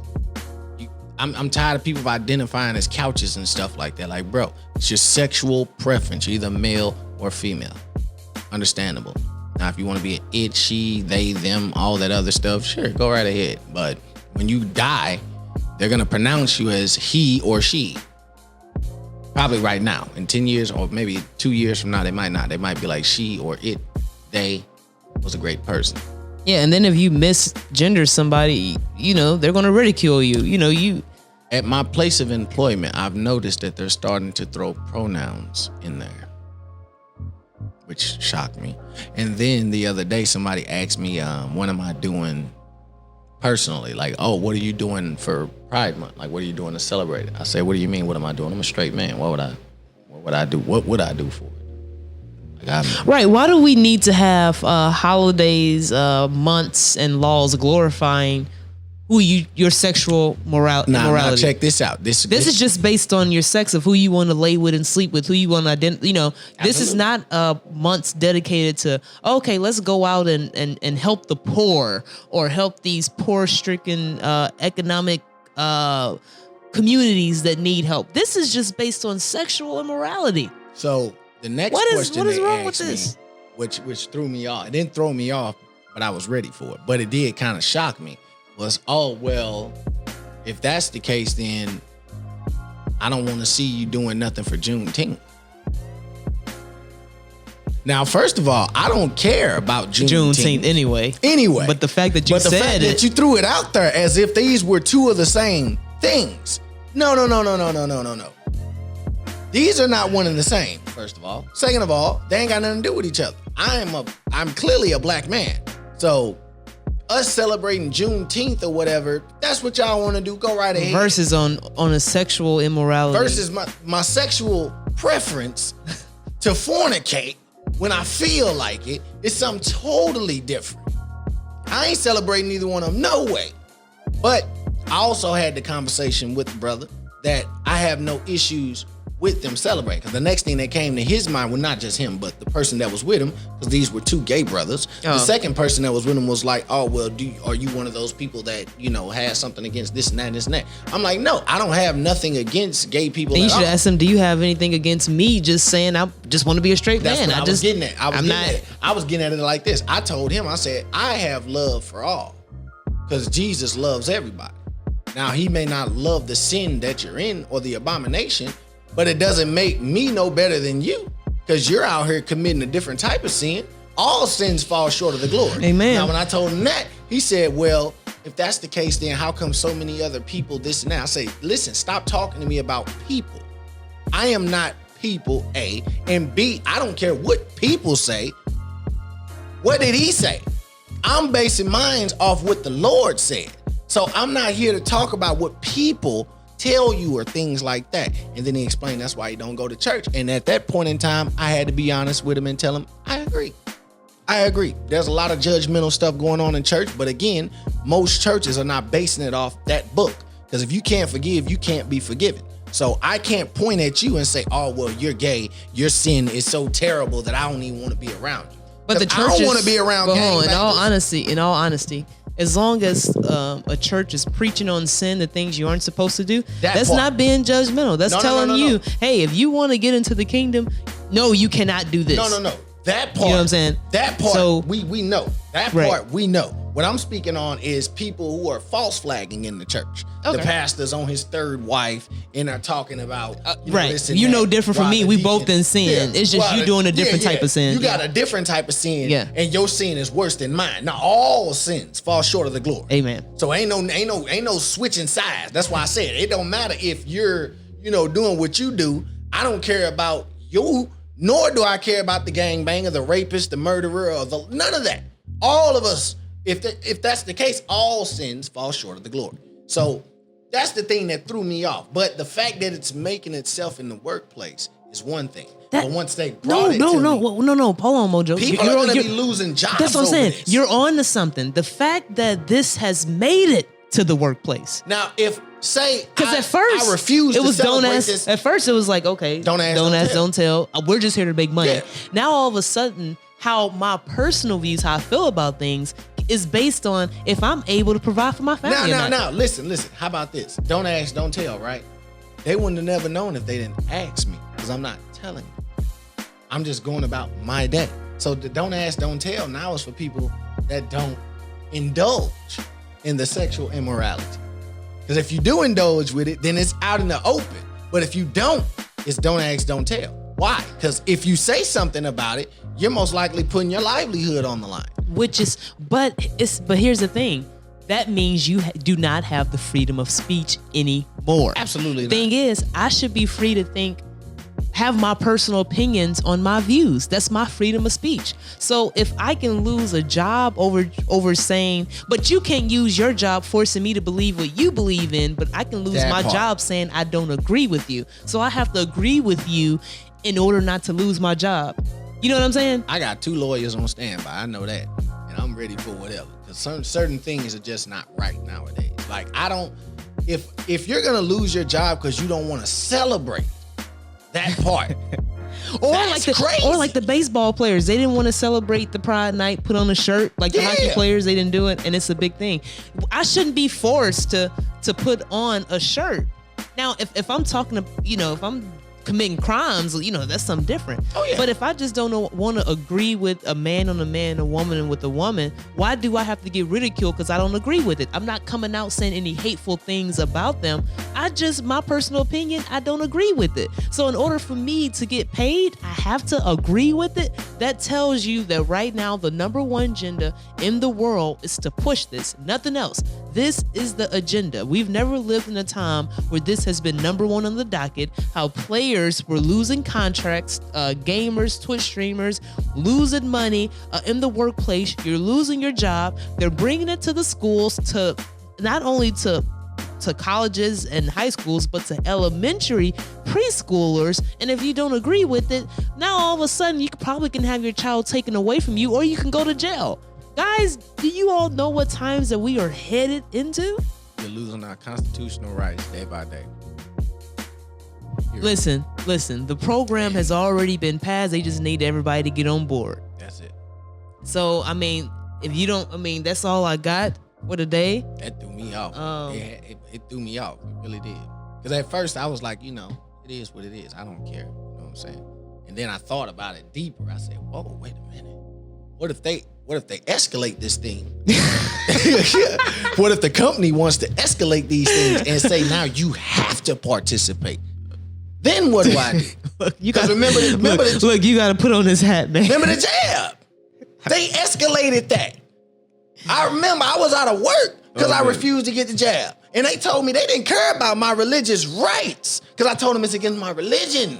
And I got a note that I could get signed by a pastor saying that I don't have to do this. They said they don't care. Do it or not. We got some people in charge, and they want you to do what they believe is right. What? They say in the Bible, they say good will be considered bad, bad will be considered good. Now you see that they're trying to get us away from God and implement their own rules. And it is working, because now, even if you go on Zillow, every single house, apartment, you look, you know what they say, LGBTQ rights protected and vouchers accepted. They don't say, strictly that. So it's being attached to corporations, companies, advertisements. Come on now, wake up, y'all. It's here. But in other words, want you all to stay safe, to stay prayed up. Jesus is Lord. Stay tuned. Within 30 seconds after we close this segment, we'll have the dream of the week, the vision of the week coming on. Mojo, you got any last closements before we get out of here? And we thank you all for bearing with us with this show. Thank you all for your support. You know what I mean? We appreciate the feedback, the followers. If you want to be a guest on the show, be sure to hit up the email, TwistedYounginz@gmail.com. Or if you just want to send some feedback, everything is appreciated.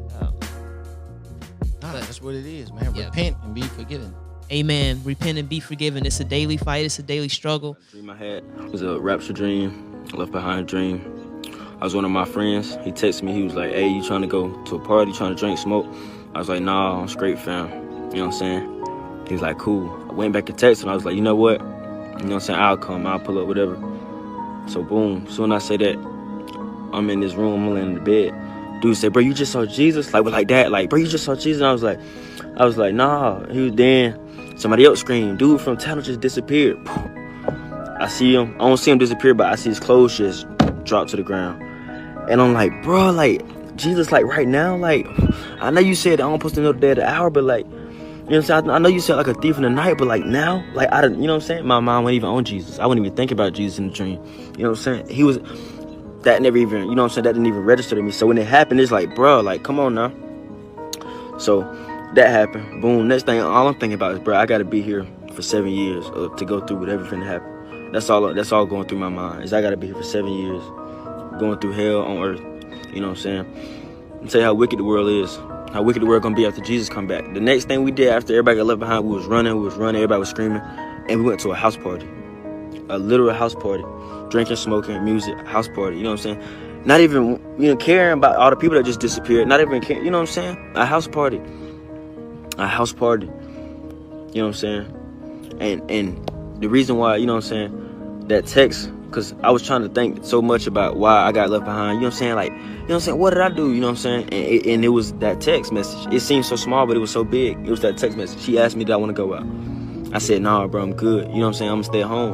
But then I went back and I said, you know what? I might as well. And that's how a lot of us are, you know what I'm saying, with our life right now. We like that. 1 foot in, 1 foot out. It's like you want to do the right thing, you know what I'm saying? But sometimes you just go back to the wrong thing. And that right there will keep you, you know what I'm saying, bound in sin. It'll keep you from going to heaven. You know what I'm saying? Because you got to be holy. This double-mindedness, this 1 foot in, 1 foot out, this, you know what I'm saying, sometimes I will, sometimes I won't mentality ain't going to cut it. Not in today's time, it's not going to cut it. You know what I'm saying? You got to be all in, all out.